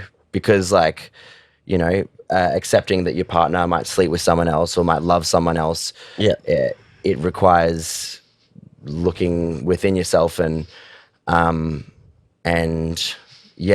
dealing with your insecurities, because that's where the jealousy, Yeah, that's where the definitely. jealousy comes from, Yeah. right? Like, being like, oh, what if that person, What if they fuck better than me? yeah, Right? like, Well, that's a that's that, maybe, like, that's one a of the thing most someone could obvious think. things, Yeah, would but think it's about. like, Yeah, like, I don't know. That's such a black and white way of thinking. Like, exactly. in the same way that, like, I enjoy having a conversation with you, Yeah, and I enjoy having a conversation with someone else, and I wouldn't be like, oh, I way more enjoyed talking to Jai, Yeah. because he's just better at talking. Yeah, Like, yeah, it's always different. It's Yeah. just apples and oranges, Yeah. and like, your individual connection with someone is gonna say a lot more about what that sexual experience is going to be, rather Yeah. than whether someone is good or bad. Yeah. So we Yeah. just say, like, the relationship now with your current partner. Are you guys in a poly relationship at the moment? Yeah, Yeah. 100%. Yeah. She has another partner, Yeah. and I have someone that I'm, like, sort of seeing Yeah. casually, but we're both open to sort of whatever About it. Yeah. Some people really struggle with, like, some people really struggle with the closeness, like, oh, well, I don't want you to date that person because they're my friend, and other people the opposite. Like, for me, it's the opposite. Yeah. Like, my partner's dating someone who I was quite close with before Yeah. they started dating, and it's great because it's like, sick, now we can all hang out. Yeah. No. Okay. Like, it's like, kind of like, it's only weird if you make it weird. Yeah. In the same way that, like, as soon as someone says, oh, you made that awkward, it makes it awkward. It's only and it's almost like, if it's normal to you and you just think it's normal, then it's not weird. You know what I mean? It's only weird to other people, and it's a Yeah. waste. It's a waste of your time and energy to take on other people's weirdness towards what you are. I always say to people, it's like, like, as a society, like, we get to make the rules as to what's weird or not. Right. Like, so when people go, oh, no, you can't do that, it's like, why not? Why can't we just change the rules? Like, it's not, like, I had Sebastian Where are on. the rules? They're Yeah, not even I had written Sebastian on, down. and he was talking about gender stuff, and I was like, well, I mean, if you want to be called a purple unicorn, I don't care. You can be- 100%. You know what I My mean? Like, my- it's the same with anything. My exact same opinion on Yeah. that. It's like, I don't understand why people would, like, intentionally misgender someone. Like, Yeah. I might for the first or the second or the third time, and I'll apologize if someone's already told me that they are a Yeah. they, Yeah. or a he or a her or whatever they want to be. But, like, Yeah. at the end of the day, like, I'm only fucking it up because I've got this stuff Ingrained. written into me. Yeah. I'm not doing it out of malicious intent, and I'll always apologize, and I'll always say, I'll fucking call you whatever the fuck you want. Like, Yeah. that's just me showing you, like, respect and understanding as another human being. Yeah. Yeah. But that's what Seb always, like, says, because I always fuck it up. I'm like, oh, how you doing, man? Like, and I'm like, oh, sorry, dude. And it's like, oh, sorry, like, and it, like, hey guys. Yeah. But then Those ones are Sebastian's always like, he's like, I don't care as long as you're not doing it intentionally because I don't like, as long as you're not calling me man because I don't like it. Like, you know what I mean? If you're doing it 100%. on purpose because I don't like it, then I'll be pissed. But, like, if it's, Yeah. Sebastian understands that to that. But that that's the same with so many things. It's intention, like. Yeah. I think there's definitely there's the other side of it as well, where, like we have a responsibility to try and hear people out and understand that, like, some of that language can be hurtful to people, and exactly. we try our best. But at the same time, I think people that friends of mine that are non-binary are pretty understanding of when I go, hey guys, because it's not, I'm not saying it as a gendered term. I'm saying it as like collective of people. What's up, my dudes? There could be Like, male, yeah. female, and everything in between in that I'm not- group, and you, hey, I'm- people. Like, I'm it's not like the saying that. like trust me when I say I'm not like thinking about what you've got in between your legs when I Yeah. say hey guys. Yeah. That's not what's happening. It's just like a general. But like if it's harmful to people, we should just take a look at that. It's only a label, so whatever you want to be called. It's like there's 100 other words, and if you're gonna be petty about needing to use the word guys, it's like there's fucking so many other options. Like what's up, cheese bags? Like anything, inanimate objects. Just get creative. Yeah. So like going back to the like poly stuff and that, then has this been something that has it turned people off, or you've told people and they've thought, oh, like, have you had people who you've met or spoken to about it and they've sort of been standoffish, or that, they don't get it or whatever it is? I've only ever had experiences where I've tried to date people that have never done poly. And they're like, I'll give it a go. They've been into me and they'd be like, oh, yeah, maybe I could. And then Could try it. It's like 3 weeks in and they're getting super jealous. And it's like, because in their head, maybe. they're thinking, oh, yeah, I'll try it. And then I'll win him over so that he just wants me. That's what they're thinking. And it's like, that's what they're thinking in their head, right? And it's like what they don't know. They're like, I can change him.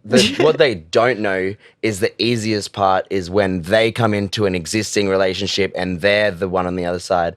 What's way harder is when they're the one that that is there, and suddenly you've got an interest in someone else. Because if you're not the new toy, like that's when it actually starts to. That's when you actually have to start to look at your insecurities and address that shit. It's easy to walk in and be someone's side piece and be like, I'm the new thing. They want to hang out with me. But when you start actually have to start challenging your shit. Yeah, no, that would be interesting when those kind of things happen. So have you had many like things in the past where I imagine when people like find out that that you are open to that kind of stuff, that a lot of people have a lot of questions and stuff. Are a lot of people intrigued when they find out? Yeah, 100%. Sometimes it's hard to know whether someone's like. I think sometimes some people come off as. They're like interested and curious, and sometimes some people ask so many questions and I'm like, are you asking because you want to date me? Like, are you just like trying to work out my situation? I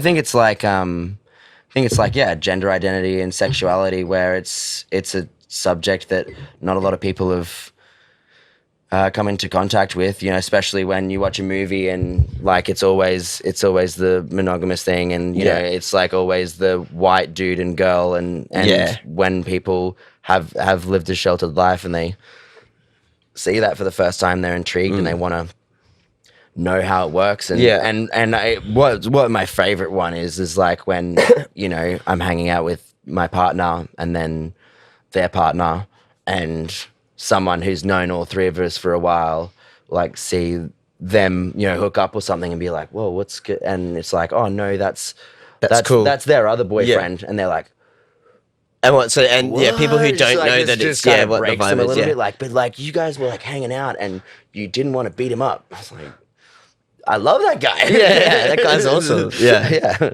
I suppose it's just that unknown, like people just don't understand. At the beginning, they don't get it, and they probably don't, because so many times in life, things are a competition, or people think of things as a competition. So that's where that all comes into it. They're like, they feel like they're competing for that person almost. Yeah, it's like me being poly isn't me challenging you and saying that my way of life is better than yours. Yeah. It's better for me. Yeah. But at the end of the day, like, you got to do what's better for you. And for some people, like, having that focus on that one person makes a lot more sense. And for some people, they fall into it, and having that focus on that one person means that they don't have to do the work on themselves to challenge their insecurities and their own shortcomings. Have you found that it's something that more people are open to, or you've met more people, or more people that are into it more recently? Like, how long ago was About it 3 then? years. Yeah, so you haven't been like in it for like 10 years or anything. No, but like I'm in the doof community. There's a whole lot of free love going on. Yeah. Whole lot of open stuff. So you've yeah, been exposed to a lot of it anyway. Yeah. yeah. I'm very rarely met with like standoffish. It's Yeah. more like You're like, sweet. It ranges from like, oh cool, I've heard Cool. of that. To What are you like, doing later? To like, fuck yeah, I'm Polly too. Yeah. What's up? Yeah. What's up? Yeah. I suppose it is a very freeing concept as well, you know, because it's not like you're locked into the one thing. You know, some people like to eat the same thing for dinner every night. Some people like to try different shit all the time, you know, like, or have a few favorite meals. Yeah, and as much as like the work that you might have to do on yourself. Cheers. Let's go with Oh, this. it's strong. It's peach. Something. Love a good bit of peach. I think it's peach and rice wine. Yeah, as much as the work that you might have to do on yourself could feel or look daunting to some people, I feel that like once you've done that, there's a sense of like relief and settling where like I don't need to feel anxious or worried about my partner going and cheating on me because she knows she can just She ask. can, 'cause it's knows not cheating. She can just ask, be like, oh, I'm kind of into that person. I'm like, cool, you should Yeah. go sort that out. And Yeah. it's like it's like the amount of weight that is off you of not having to just having open communication and understanding about And that sort of honest stuff. Yeah, honest honesty, open yeah. communication. Yeah, Yeah. 100%. Has it ever gone to the point where, and this might be pushing it too far, but like to like wingman for the other person? Has that ever happened? 100%. Yeah. Yeah, like it didn't work out with me and my ex-partner, and we Yeah. saw Polly different ways, and we wanted to go different ways. But like a week after we broke up, I saw this guy out, and I Yeah. knew she was into him, and I was like, dude, just so you know, like I'm not seeing Yeah. my partner anymore, but like you should probably send her a message because like she'd appreciate pretty that, into you. and Yeah, she yeah. thinks you're pretty cool. Yeah. And like there's something that there's a feeling that people in poly call compersion, which is like a feeling of like satisfaction and like happiness from seeing the people that you love be loved Yeah. by other people. And yeah, it's that like once you let go of those insecurities and once you're okay with it, it's like, oh, that's really nice that they get to have those experiences and they get to have that support. Because telling ourselves that there's one person that's going to fit all of our needs and desires is a lie. Yeah. You know, it's like, oh, you could just be with that one person forever and never have a conversation to another person or never hug another person or have a friend. It's a lie. Yeah. Many people in our lives fit different roles, and allowing ourselves to be okay with, our people loving other people is pretty good. Yeah, I think it's pretty cool, man. That and that's like I want to talk to people who are into these different things that aren't talked about, because it's like we were talking when we were messaging and that it's like, yeah, people don't talk about it, and that's kind of why it's got a stigma. You know what I mean? Yeah, it's like taboo. Because if you talk about it and people are like, oh yeah, that actually doesn't sound too bad. You know, like it doesn't. If you can get your mind right, it's all about that, isn't it? The most simple metaphor I love to use to try to explain it to people is like, if you have a kid, you love that kid, right? And then if you have a second kid, you don't have half as much love for the first kid. You just have two people with twice as much love. And that's the same for poly. It's like you have another person that you love. It is twice as much work, but it's also twice as much love. And we all know from loving someone deeply that it's worth the work. Yeah. And so if you have enough time and energy in your life to put in the work to sustain two people, then that's the other thing. Then You've got have the reward of you've having got to that put much in love.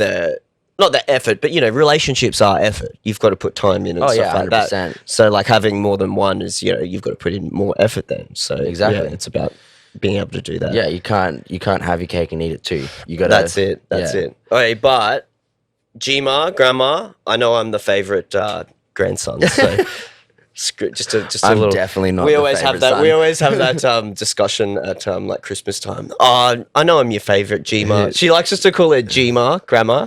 Gma, just like Gma. trying to keep it like young and fresh. Yeah, oh, she's Yeah. hilarious. The old Gma. Yeah, sick. But yeah, I think it's interesting, man, and I, you know, I love talking about things I don't know about and learning stuff. So it's interesting to hear about that, and even knowing that, you know, I came from people who were, you know, poly, like, you know, it's something that we've got documented that we talk about when we On go a to mattress. but when we go to family reunions, you have a dot, and each color is to do with which wife on your name I'm badge. so glad there's a system. I'm so glad there's a system. It gets so confusing otherwise. just all Asians Okay, everywhere. so which one are you? Yeah.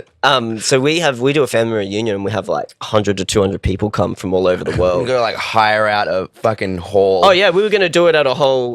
We were gonna hire out like a whole resort and like because accommodation. Yeah. Remix hotel, bro. Remix hotel, yeah, Asian style. Yeah. yeah. But yeah, it's real interesting, like, because we're so, like, I'm fifth generation. It's like we go there and it's like all, no, everyone's got Aussie accents. No one can speak like Chinese or anything. Yeah. We're just like all Asian. It's hilarious. Yeah. Man. But yeah, huge family reunions, and it's like each, because everyone wears a name badge, because there's like, Yes, the name badges. there's so many Not of just us. the dots. And then name yeah, so badges. the color represents what wife you're from, of the four wives, and then the number of dots on it is what generation you are from when they first came here. Yeah, dude had 17 kids, four wives and 17 kids. Yeah, bro. That's the kind of shit that people did like 600 years ago because they were worried about But this was like 100. half of them But this dying. was 100 years ago, and because he was just like, well, I've got four wives to look after all the kids. Not even Catholic. Nice. Yeah, exactly. But it's interesting because he came over here in the gold rushes not to mine gold. He came over to sell Chinese herbs to the Asians here mining gold. To the Asians, that Yeah, at the least Chinese. at least he knows his market. Like, Well, that's if it, He was he came coming over over- to sell to white people. It's like, But that's what are you the doing? thing. White people don't use spices. But no, but he would have been like, we know he was dodgy because he got done doing like sly liquor in like Darwin or something. So we reckon, Awesome. man, opium dealer.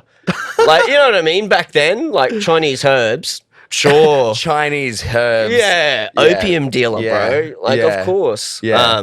So yeah, it's interesting, and his name's Kwong Su Duck, so they used to call him the Quack Doctor. How fucking hilarious is that? The Quack Doctor, 4 wives, 17 kids. Back then, you could just like prescribe opium, right? It's like there was no you've got- prescription. It's like, oh, what? You've got, Prescribing wasn't a thing. They're like- just like, oh yeah, I'll have some opium, it's please. like, oh, you've got ghosts in your blood. Try some cocaine. Yeah. That's what I mean. There was no prescribing. It was just like, oh yeah, I heard that works for what I've got. Yeah. I mean, Sure. we're still doing that shit. Like, I have ADHD and I'm prescribed what is basically speed. Yeah. Microdose speed on the daily, you know? Yeah. But like, you know, That's it. back then it was just pretty loose. Yeah. Yeah. That's it, man. No rules and shit. So, but yeah, it's interesting, man. Is there like you said, the doof scene, it's you know, more free love and all that. Have you found it outside of the doof scene that there's, not even that there's a scene for it per se, you know what I mean? Like a community. There's not like a poly community. Is that a thing? There's definitely Brisbane poly community groups and Yeah. stuff. I don't really like. I'm not a big social media whiz, and I'm not going out on like random poly group meetups. I certainly have. This shit's strong. Yeah, I had a few Also sips and I'm good. like, nice. good, yes. Glad I've got my housemate picking me up. Yeah. Yeah, there's definitely like, I think there's a term people would call polycule, which is like a group of people that are all dating each other. It's like becomes like a spider web where it's like, Isn't that just a cult? yeah, yeah, but a cool cult. Where Yeah, it's it's a not, pretty- it's it's a not pretty- everyone having sex with the one dude. It's everyone's just having, yeah, relationships. yeah, Yeah. and being Because that's the thing. It's and- not just sex. Like that's the difference between could be. an open relationship Yeah. and a poly one, really. Or poly's just more. You can have that next level of connection with someone. Yeah, Yeah, yeah, and it's open 100%. to That's that. what it's about for me. And that's yeah. the thing. Like that's why I said, "What's your definition of it?" Because I imagine people would have different experiences and definitions, and like you Yeah. said, different boundaries and things. Yeah, I mean, outside of even what I would call my normal definition, that's what poly is to me because that's my desire. Yeah. I have very little desire to like go out on the weekend, get drunk, and have a one night stand. Like I just Yeah. want to get to know someone and have a real human connection with them. Yeah, yeah. And like, if you're gonna sleep with someone, you should do it more than once and get really good at it. Yeah, Yeah. that's it. The first time's always rough, eh? Gets better, right? Yeah, people yeah, don't it's talk like- about this. Like, people don't talk about this. It gets like, better. You're not seeing my A game on the first night when we're Yeah. like fucking 8 beers deep. Like Yeah, yeah. yeah. Yeah, Like, you just most- like, I'm sorry, I'm really wasted. Yeah, like, people are I've done that before, like, like having sex with someone, just being like, I'll be honest, I'm pretty wasted, so I don't know how good this is going to be.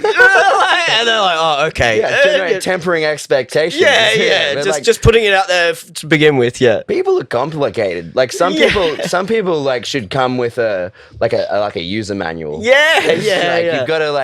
You've got to my leg needs to be up at like a 45-degree angle, exactly. and like Not 44. yeah, It's got to be and- 45. and the rhythm needs to be 150 BPM. Yeah. I don't want no Otherwise- 100 BPM BGs for start. Way too slow. I'm not getting anywhere. Yeah, yeah. But yeah, no, I've got, it's really funny because my brothers just started doing poly as well, and I'm just like, oh, you're dating them, who's dating them, who's dating them, and then that person's dating all of those people. Oh, and then that person's dating that person who's dating my housemate. It's a spider web. Spider web And of, as long yeah, as everyone's connections. open and honest and is very, very strict with their sexual health. Yeah, that's another thing. Yeah, Yeah, that's yeah. it. Like just Everyone like, should be anyway. yeah, 100%. Like it costs you nothing to go get a checkup, like get pricked, and then know that Yeah. like, because like there's some of that shit will stay with you for life. I just always like if I'm gonna sleep with a new person, I'll just go get a test. Here you go. There's the text you've got message. the documents. It's like I've got my There's- documents. there's- Here's my public liability. Here's yeah, my. it's like yeah. I know what you mean. Yeah, we yeah. can all We're all adults. Yeah, we all like people have their game, and people have good lines and stuff, but there is nothing more hot than knowing someone doesn't have an STD. Yeah. Yeah, It's like, yeah, ooh. it's certified. Ooh. It's on paper. Yeah, I've got the certificate. by doctors and everything. Yeah, yeah. It's interesting. Like I actually, every year I get, you can get in Queensland, you can get a free chlamydia test sent to you in the mail. In the mail. Totally anonymous. You pee on a little thing and screw it in, and then put it in the container, and you can either post it back. You can give it to a pharmacy, all this stuff, and it's like all anonymous. You can use an anonymous name, and you just put your number or email, whatever. You could make a fake email and put it, and they'll Yeah. send you the results. You've got to let them use it for research, though. So the way I got onto this was I used to study physiotherapy and sport and exercise science. Oh, cool. Yeah, and I was my brother did that as well. And I was into research, and they were doing a public health thing, which is this program where they were like, we want to test for chlamydia, and we don't know how many people have it because there's you can be, as a guy, you can be totally. asymptomatic. 100%. But it can be really bad for girls' reproductive health. Yeah. So they were like, we want to. So I was in the focus group of how they could market it to people. Like, how's the best way? Like, would you feel more comfortable if you could get it in the mail rather than having to pick up a kit from a pharmacy? You know what I mean? Like that kind Yeah, of for marketing sure. side Yeah. of it. So I was involved in that. And so now just every year I just do it because it helps them get data on how many people have it in Queensland so they can track. If people have it. 100%. Like But, I would yeah. be more comfortable. Like I Yeah, you just literally get it and you go in the bathroom, pee on it, and then pack it up and. I go send it. I go to the free place in Roma Street because they do blood tests and Yeah, and that's throat for- swabs that's as for the well. other stuff But, like too, every yeah. time I go, like they give you the jar in the brown paper bag, and every single time without fail, I have this like fear in my mind that I like haven't sealed the jar on properly. and like it'll just start leaking into the jar. I'm like, oh, cool. Like I got to hand that to someone in a second. You're like, oh, now I got to post it. But Yeah. the thing you post is like a little sponge on the end of a stick. Yeah. So you just soak the sponge and then put it in the little container. It's like the requirements are having enough pee to soak a tiny sponge. Yeah. And that's it. That's what I mean. Like, I just think that's cool for people who want to at least do that. That's easy to do once a year. That's like a anonymous type thing, you know? Like, some people aren't as open about, you know, sexuality and all that kind of stuff. It's pretty taboo for some people. Yeah. I mean, there is still gay and transgender people that get treated absolutely awfully because of their like sexual preferences and the way they choose to live their life, and there's still a stigma around like HIV and AIDS and it being like a disease that gay people have.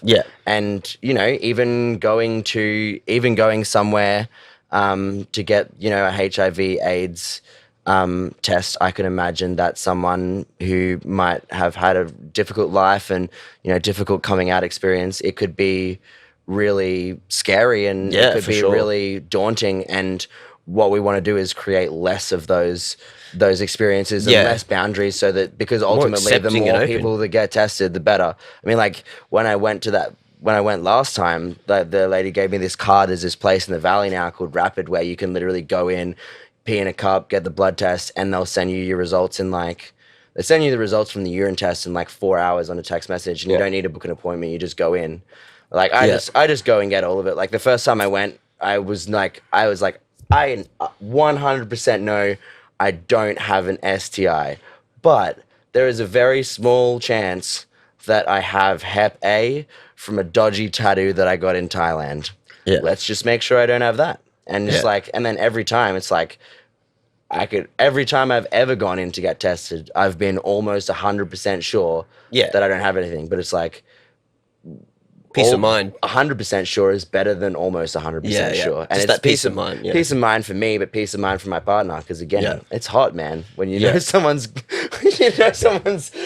taking care of that shit. Get your papers in order, everyone. Get your papers in order. Yeah, it's just like rock up to a Friday night booty call with your like all your documents, and like you got a document wallet full of your stuff. Yeah. I think it's interesting that, like, you know, the poly stuff is not more accepted, because I suppose it is a very big cultural thing. Like, you know, it's a Christian thing, the marriage, you know, man and woman, that thing, that union, till death do us part, you know. I think that's probably what's been a big influence on, but I feel like it shouldn't be such a big deal, because there's been so many cultures in history that it's been an accepted thing, you know. Not enough people take psychedelic drugs. Yeah. Like people just go. Do you think that's got something to do with it? No. Not as much. But I mean, you talk about like the doof scene and the hippie scene, and that's well known for its psychedelics. Like I think you could draw a correlation there, but yeah, it would be a correlation and not necessarily causation. But correlation doesn't. I would. I don't know. You see a lot of people like you. Like, what are you, like 27, 28? I'm 33, bro. Fuck.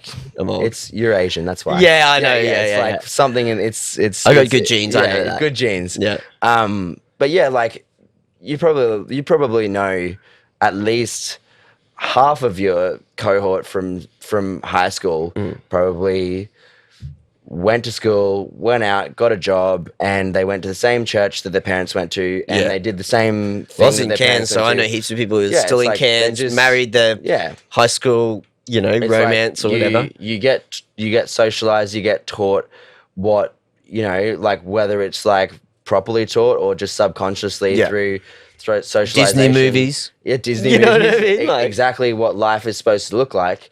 And nobody ever challenges you to look any other way. And I think like doof communities and communities where people are taking like psychedelic drugs that you know challenge us to think in different ways and put us in spaces to have conversations with other people that might think other ways. You know, I've been going to Earth Frequency for 10 years and every year I meet someone who's gone for their first year and they're having their mind fucking blown, man. They're like, Can't believe holy this. shit, man, I'm like 25 years old, and I spent the last fucking 7 years of my adult life thinking that I had to be this, but then I just came to this one party and I met all could of be these, anything I wanna be. Yeah, I met all these beautiful people, Yeah. and I can like, and it just suddenly that just the world opens up, and I think you know,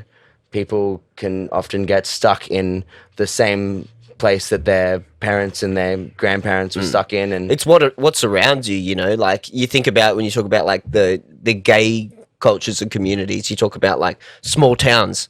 People are there and they like, oh, I think I'm gay, and they're like, oh, it's weird because like no one else is like gay here. But then you're like in Brisbane and you're like, man, fucking, it's not a deal. Like it's not a big deal. Like you know what I mean? Like here, like I can't in Brisbane, I'm like. So, like, someone's like, "Oh yeah, I'm gay." I'm like, "So?" I can't walk down the street without seeing someone who's gay. Yeah, you know what I mean. Like in bigger cities, like it's that same thing. Until you've gone to a place like a doof where people are open to anything and it's like whatever goes. People are like, "Oh, really? It's okay to be into that?" Yeah, you know what I mean. I'm so into that. Yeah, I thought it was wrong to be into that. It's like, well, only if you make it wrong. Like if everyone here is into it, then it's sweet. Like, yeah, I got more pressing shit to deal with than whatever you're into. yeah. I'm not gonna be that worried. Yeah, it's like I don't need to externalize my own issues about that. It's like if the classic is like in the rural towns, it's like people that get, you know, taught and socialized that it's not okay to be gay just become homophobic. And as sad as it is, it's because they're stuck they're around and they're stuck in that space, and instead of like being able to be outside that space, they get taught by everyone around them that they should hate themselves and they should hate other people that are like themselves. Yeah. Instead of going to a doof and meeting people that But will it's just only accept them. it's only because those people who are telling them that haven't been around those people. You know what I mean? Like Everyone should go to a doof. Yeah. Everyone should go to a doof. Everyone should probably go to a gay club too. 100%. Like, man, it's a great confidence boost for me because like I go there, I'm a small Asian dude, so I'm like everyone just like coming up talking to you and stuff. I'm like, oh yeah, thanks. Like I'm like, oh sorry guys, I'm straight, and they're just like, and they're like, oh damn it, like you know what I mean? Also, and it's like, thanks though. Like also like if you're a young teenage boy with a toxic attitude towards women, going to a gay club is a really big wake up call, because as soon as gay dudes start hitting on you, it's like whoa, I didn't want any of this attention. That's what girls feel like when they go anywhere. Oh wait, I'm a piece of shit. Yeah, that's what I've said that to girls before too. I'm like, yeah, it's sort of now I understand what it's like going anywhere for you. You know, right, yeah, 100%. It's interesting, but you know, like I think again, it's that, you know, going to places where it's like, yeah, cool, that's you. You do you. Like it's the actual ultimate you do you vibe. Yeah. You know, like a doof and that. It's like, yeah, whatever you're into, do it. I don't care. Yeah, sick. I've never heard of that. Tell me about it. Like what I'm doing, you know, like, I want to know about that. It's like, I don't understand people that have enough energy to be like angry about what someone else wants to do with their life. Like if that's not hurting someone else, like I can't even conceive of having... It's breaking up the family unit. It's hurting someone. You know, that'll be their argument though, you know, like it's breaking up traditional family values. It's like, maybe they need to be broken up. Who know, you know, like... well, how are we, you know, can continue the family name? Yeah, yeah, exactly. Yeah. Yeah, I don't know. Redefine what your family looks like. Support your fucking have gay 4 wives. children. Have 4 wives and 17 kids for all I care. Probably don't do that. We don't need that many. That sounds so expensive. You should definitely, don't do that. But do that. Or do. You do you. Wear protection. Yeah. Get tested and wear protection. So back to music. What else have you got coming up? You know, like you said, you're starting the label. What's the name of the label? So if anyone wants to check out, you said you got socials going. Yeah, it's called 8 Ball Audio. 8 Ball Audio. Yeah. Fucking hell. All right.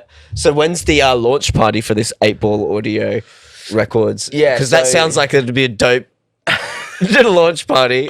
Just going off the name. Yeah, we were hopeful that we were gonna do it by the end of the year. I'd really like to release the VA before the end of 2020 because Oh, mate, you're in at Sub Rosa. It's Sub Rosa party. Oh yeah, they'll let us do it. And Yeah. 2020 has been a bit of a shit one, so everyone could use a bit of good music. That's but what I mean, yeah. I'd really like to have a dance floor. Well, December, if we have a wedding, everyone can dance. Well, yeah, I don't know if you know Dizzy and Nick, Mood Swing and Chevy Bass. Yeah. But I've met those Nick, boys, yeah. Chevy Bass, he's licensed. So I was actually thinking... He's a celebrant on yeah, that, I was thinking what would be actually a really good gimmick is every night, Friday, Saturday, Sunday, at Sub Rosa, one lucky couple goes in the dip to get married. And they get married that night by Nick. And then all we got to do is find someone cheap on Monday to do an annulment, and we can have a dance floor at Sub Rosa. Someone every night. cheap to do. So if you can do discounted annulments, let us know. Get in contact, straight up. That's just totally like we've been talking about how it's like the breaking up the family union, the Christian patriarchy. That's just totally shitting on it right there.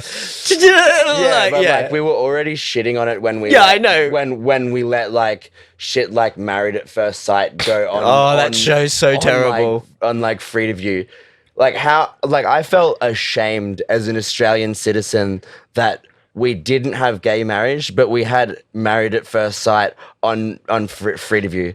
That's when's the shameful. When's the gay Married at First Sight gonna happen? That would be so much more entertaining. That would be the best. That would be so good. And because you could have male, female, you know what I mean? You could have both. Who can be the biggest bridezilla? Oh, I'm going to cut this part out of the podcast. We got to make this. That'd be way better. That was still our fucking idea. Dude, Married at First Sight, like gay edition? That'd be awesome. The views just went up 67%. Oh, man. I don't know. I reckon it's coming. Netflix will do it. Yeah. Because they can just do it, you know. It's not like they have sponsors they got to worry about. Because they own the internet now and they've already seen this. So they've stolen our intellectual property. Yeah. Yeah, sweet. So any other music stuff? We said we got the label coming up. What else have we got? You know, like obviously you've been working on collabs and stuff, which you'll probably put out through the label. So when the label kicks off, you'll do that. Well, I'm hoping that Adam's gonna release our tune pretty soon. He was shopping around for labels last time I spoke to him. That tune is it a more dancey or a more chill? Like, is it because a lot of people have been talking about labels are doing more listening tunes at the moment, like stuff that's a bit more chill. Like it's the least chill tune. It's like a full on neuro face. I'm pretty sure you played it for us in that front end knockoffs. We listened to it. It'll like if you stand too close to the speakers, it'll peel your skin off. It's hardcore. I've learned that the hard way. But that's the beauty of doing a collab is it's somewhere in between your taste and their taste. Yeah. And you know, the stuff I've been writing with Sam, we've been writing mostly halftime, and I play 90% drum and bass. I play occasional halftime set. If I get booked after midnight, I'll probably play halftime, or if someone says, hey, I'll book you, but you should do something different this time, I'll play halftime, I'll play glitch up. But like I play primarily drum and bass, but we've been writing halftime. Yeah. And it's fun. It's good. And every time I've got dubstep tunes, I've got glitch tunes, I've got a house tune. Every time you like dare to go outside of your comfort zone, you learn new things and new techniques. You can like you take said that about back. mixing. Yeah. Like someone's like, oh, you do that in a mix, and then it's like it's the same with production. There's certain things that people use as techniques in mixes, you know, in production. Genre defying things, genre defining elements and things like that. Like this new tune that I'm working on for the VA, which is just a solo tune. It's like a bass line that kind of is like a call and response. But one of the basses, it just sound like I bought a new synth, I bought a Hydra synth, and I was at home just like making patches on it. And I made this patch that was just like a really stereotypical like prog bass donk, you know, that really tight like where it's just like the filter just go and I was like, sick, that's like prog, but I'm gonna put it in a drum and bass tune. you know. And I love that kind of thing, like taking a sound or a technique or a vibe from another genre and putting it into whatever genre you're like doing. I got bored of glitch hop because people kept doing the same thing, and I want to not do the same thing. I want to, It's why it's people. I think people, argue or discuss about whether you should have a reference track or not. I was literally just about to ask you this question because you're talking about doing different shit, and I feel like, and I've spoken to a heap of guys like big guys doing stuff, and they're like, yeah, no, I'm trying to make the next new genre. I'm trying to do the next new thing or do something that's totally individual. Why would I reference off someone else's track? Because I don't want it to sound like technical stuff, volume, things like that, like technical things, getting the loudness and stuff and seeing what people have done. But a lot of them are like, down for sure. Yeah, for that. But like I'm not listening and going, oh, I want to make a bass like that or anything. They're like just going in and doing what they do. Or like arrangement, because arrangement is really important, you know. Yeah. One of the biggest pitfalls that I've seen of like new producers is they might have fantastic sound design, but then when you listen to doesn't flow. It doesn't flow. Like there's all these little sweeps and little like drum breaks and things like that are put in tunes that are designed to tell the listener that it's about to change. And as a DJ, we love those things because it's like, all right, that's when I'm going to make the mix, because if the audience expects it to change, I'll make it change. And it gives you this like clear pathway of where to make a mix that sounds seamless. You can bring in a new element. And I already knew it was going to change because the end of that phrase was going to change. Exactly. And that's one of the big things. So for arrangement, I think, like one thing that I've in the past is gotten so into an idea that I've let it go on and on and on, and then I'll look at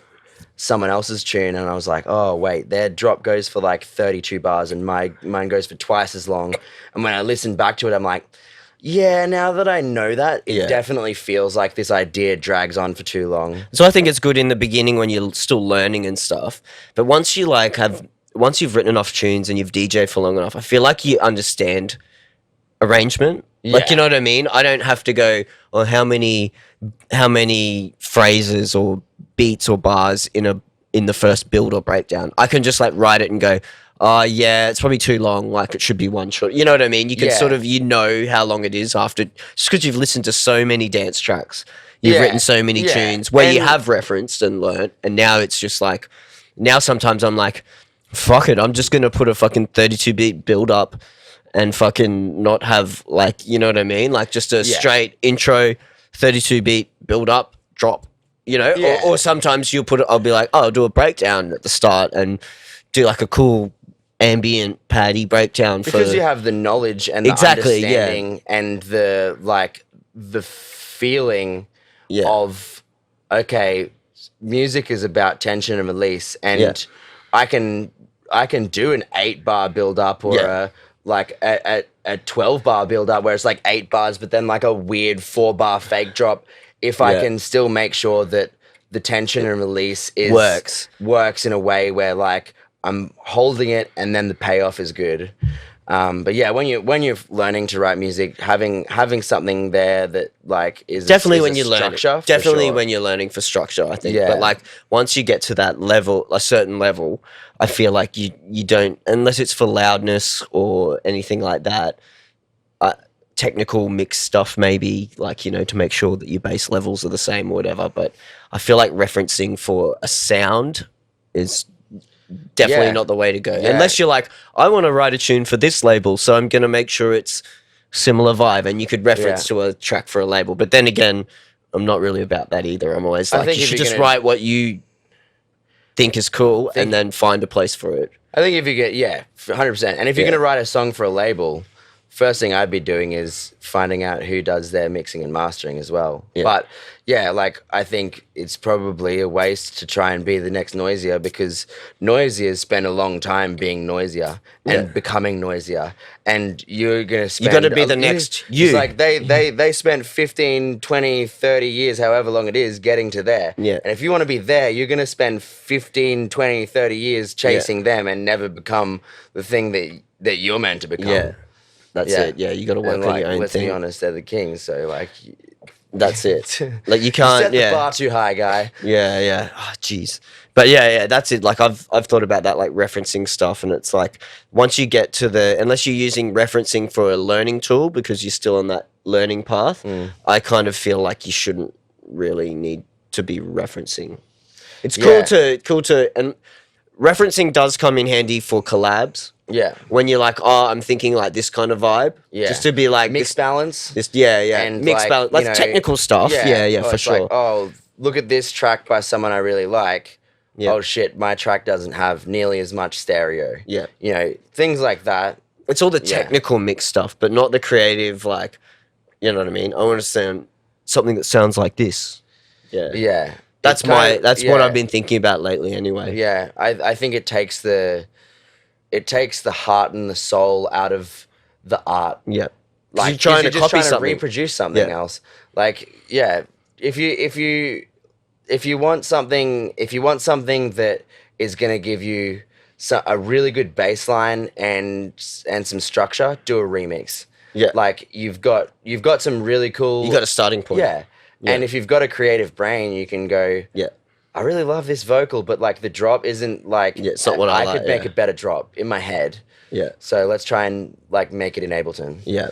And I don't know. Do you know? Have you used Phonic Minds before? No, what's that? It's amazing. It's this website that uses artificial intelligence to take a track and basically split it into stems. Okay, it does yeah, a fantastic job. It's kind of like the RX. The new RX version can do that, basically. Yeah, it's a similar thing. It uses like complex phase cancellation and EQ and gating and stuff. It works. I've used it a couple of times. I did a remix of "Get Your Freak On" by Missy Elliott, and more recently a remix of "Energy" by Sampa. And because they're both hip hop tracks, they're kind of separated. Just stripped back, and it's really easy. If you were to like play the vocal by itself, you could hear a very small amount of ducking. But as soon as you put percussion in there, it's imperceivable. Because the ducking, you probably want that anyway. Exactly. Yeah. It's like, oh, they did a job for me. Yeah, they did it already. But yeah, it's cool. You just pay per track. You can buy bundles of 5 tracks at a time or 10 tracks at a time, and and you just throw a track in, and it'll analyze it. And same as like give you a vibe. Beatport gives you like the 40-second or 1 minute section. It'll give you a sample, like a 1 minute sample of all of it, and you can listen to it and go, that did it right. That was cool. Shit. So I know like Dr. Werewolf, he wrote an entire album of Dr. Dre remixes. It's like he's got 16 Dr. Dre remixes. Yeah, that's sick. And he did all of them through Phonic Minds. Just getting the stems from it. Yeah, it's amazing. It's like a couple of Adam, I'm going to hit you up for those stems then. Yeah. Yeah, the tunes are awesome as well. Yeah, so. yeah. Oh, and the tunes. Yeah. And the tunes too. Yeah. Yes, cool. So like what's coming, what else is like coming up? You know, you want to do some event stuff, and the Twisted Pair hopefully will come back eventually when events start running, and you're doing some stuff at Sub Rosa Tech sort of stuff as well. Yeah, working at Sub Rosa just over the weekend and teching, filling in because Shane Skerrick is way too busy and wants to have a life, and I need money more than I need a life. Yeah. So and I love that place. Like I honestly, those guys, Paul and Shane, like they know that they could probably be making more money by running a bar that's willing to play really basic top 40s tunes, but they have what the vibe they is. want they want a cool bar that plays sick music and supports underground sounds, and they're willing to make less money to to So do it's like what you something said. that They're not in care it just about. for the money. 100%. They're in it for the vibe and They love the drum and bass. community. You know, they love like good quality house and techno. And so I'm totally stoked to be It'd working be a with really them. sad city without them. That Yeah, club, 100%. Like, because where would you listen to all this stuff? Rumpus Room, but Rumpus Room doesn't have a void. Rumpus, but Rumpus is like, Yeah.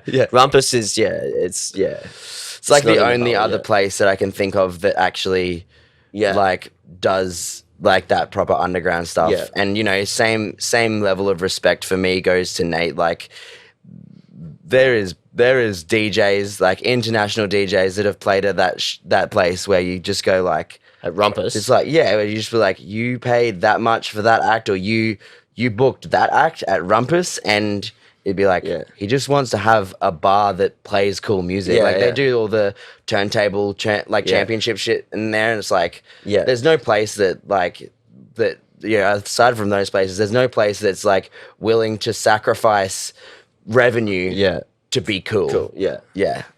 So That's still one of the only places where you could go and hear breakbeat. On a night, you know what I mean? Like they'll Butters have on a Friday night, or they'll have like, they'll get A Skills in or something and 100% and play there. Or Yoshi, heaps of dope like artists. But like other than that, it's cool. I'm really looking to Elements. Originally, are you playing or you going or what? Well, it's all up in the air. You know, we'll we'll see what happens. I know that there's probably going to be a lot of changes for the festival. Originally, I was booked. James, Sam, and I were booked to do like a 8-ball audio, takeover session where we'd all go feature back to back and set or Arvo, a couple of hours. Just get like 3 or 4 hours and all play sets and play a bunch of tunes that are coming out on the label. But with a lot of the changes that are happening, I think it's all going to depend on whether the borders open, because like probably half of the lineup is also from Melbourne, and currently, as it stands, Victorians aren't allowed to come here without doing 2 weeks quarantine. So I don't know. I really don't know what's going to happen. I don't know. Still up in the air. Yeah. I don't even know if they know what's going to happen, because they're just like, all right. That's it. It's such up in the air. Everything. Like, I think the attitude definitely seems to be, we're going ahead, but we don't know what it's going to exactly look like. Yeah, but it will happen. Yeah, I'm 100% behind him. Like, I don't have a job, so if Elements is happening, I'm going to go out early and help them build shit, because I want to be like, I want to be there. Prefer to hang out doing that than at home. Yeah, getting cops rocking up with noise complaints.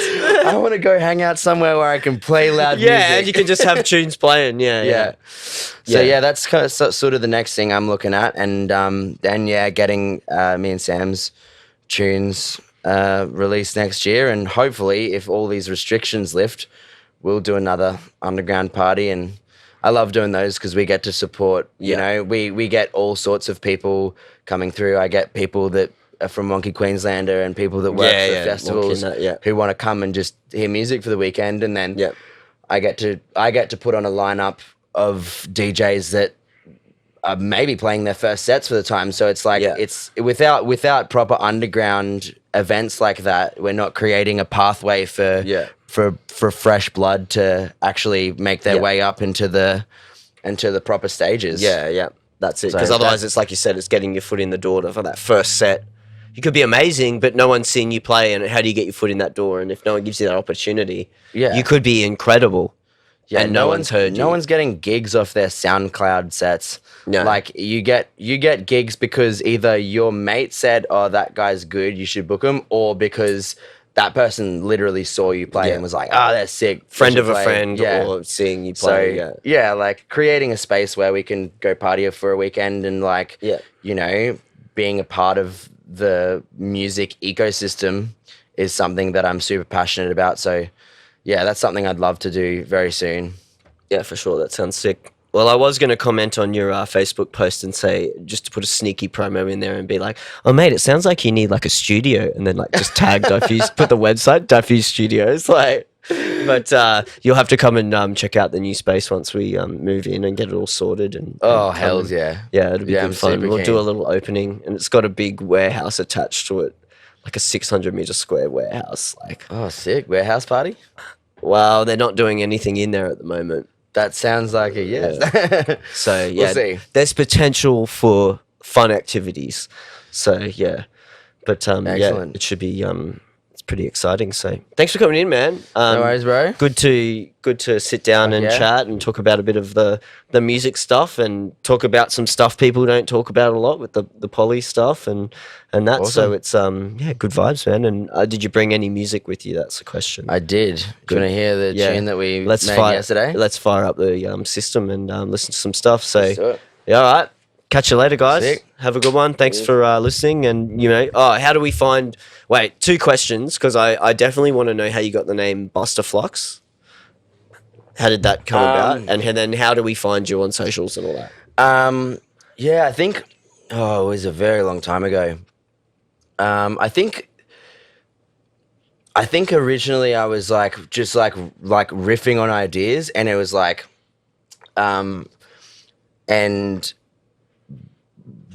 And I was thinking, oh, bust a move is cool, because a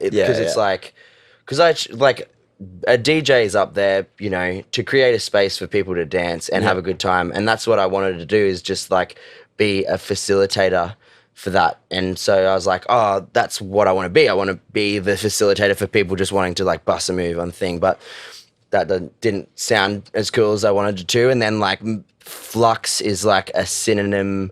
Or maybe not a synonym, but it is flow, or so that I kind of came up with it with the fusion of those two. But I think also part of the thing that also helped sell me on that was the Buster sounds like hard, it reminds me of a gun, and Bust a cap in your ass, right? It's or just the excuse the terrible American accent. Blunderbuss, or Buster, and flux is indicative of that flow. So it's the idea of being able to have music that was hard and heavy and had impact, but also had groove and tension flow. And release, you were talking about before. And extremes, one to the other, exactly. And I think.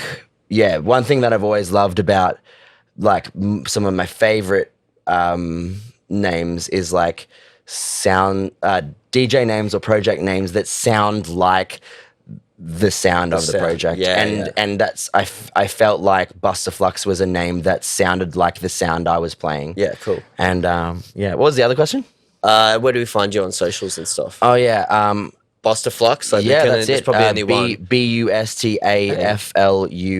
So Busta with an A. Yeah. SoundCloud and Instagram and Facebook and all that stuff. And then 8 Ball Audio, we've already got up on all the socials as well. And we'll be doing another stream in a couple of weeks with just the boys, and hopefully Tomix and maybe Aradale showing off some of their new gear. So sweet. Yeah. Awesome, man. Well, we've already done the thanks for coming in cheers at the end, but again, thanks for coming in. And fuck yeah, thanks now for having us. Now we'll wrap it up and play some tunes. Sounds Get to good. the fun part. Yeah, sick. Yeah, all right. Thanks for watching, guys. Have a good one. Cheers, bye.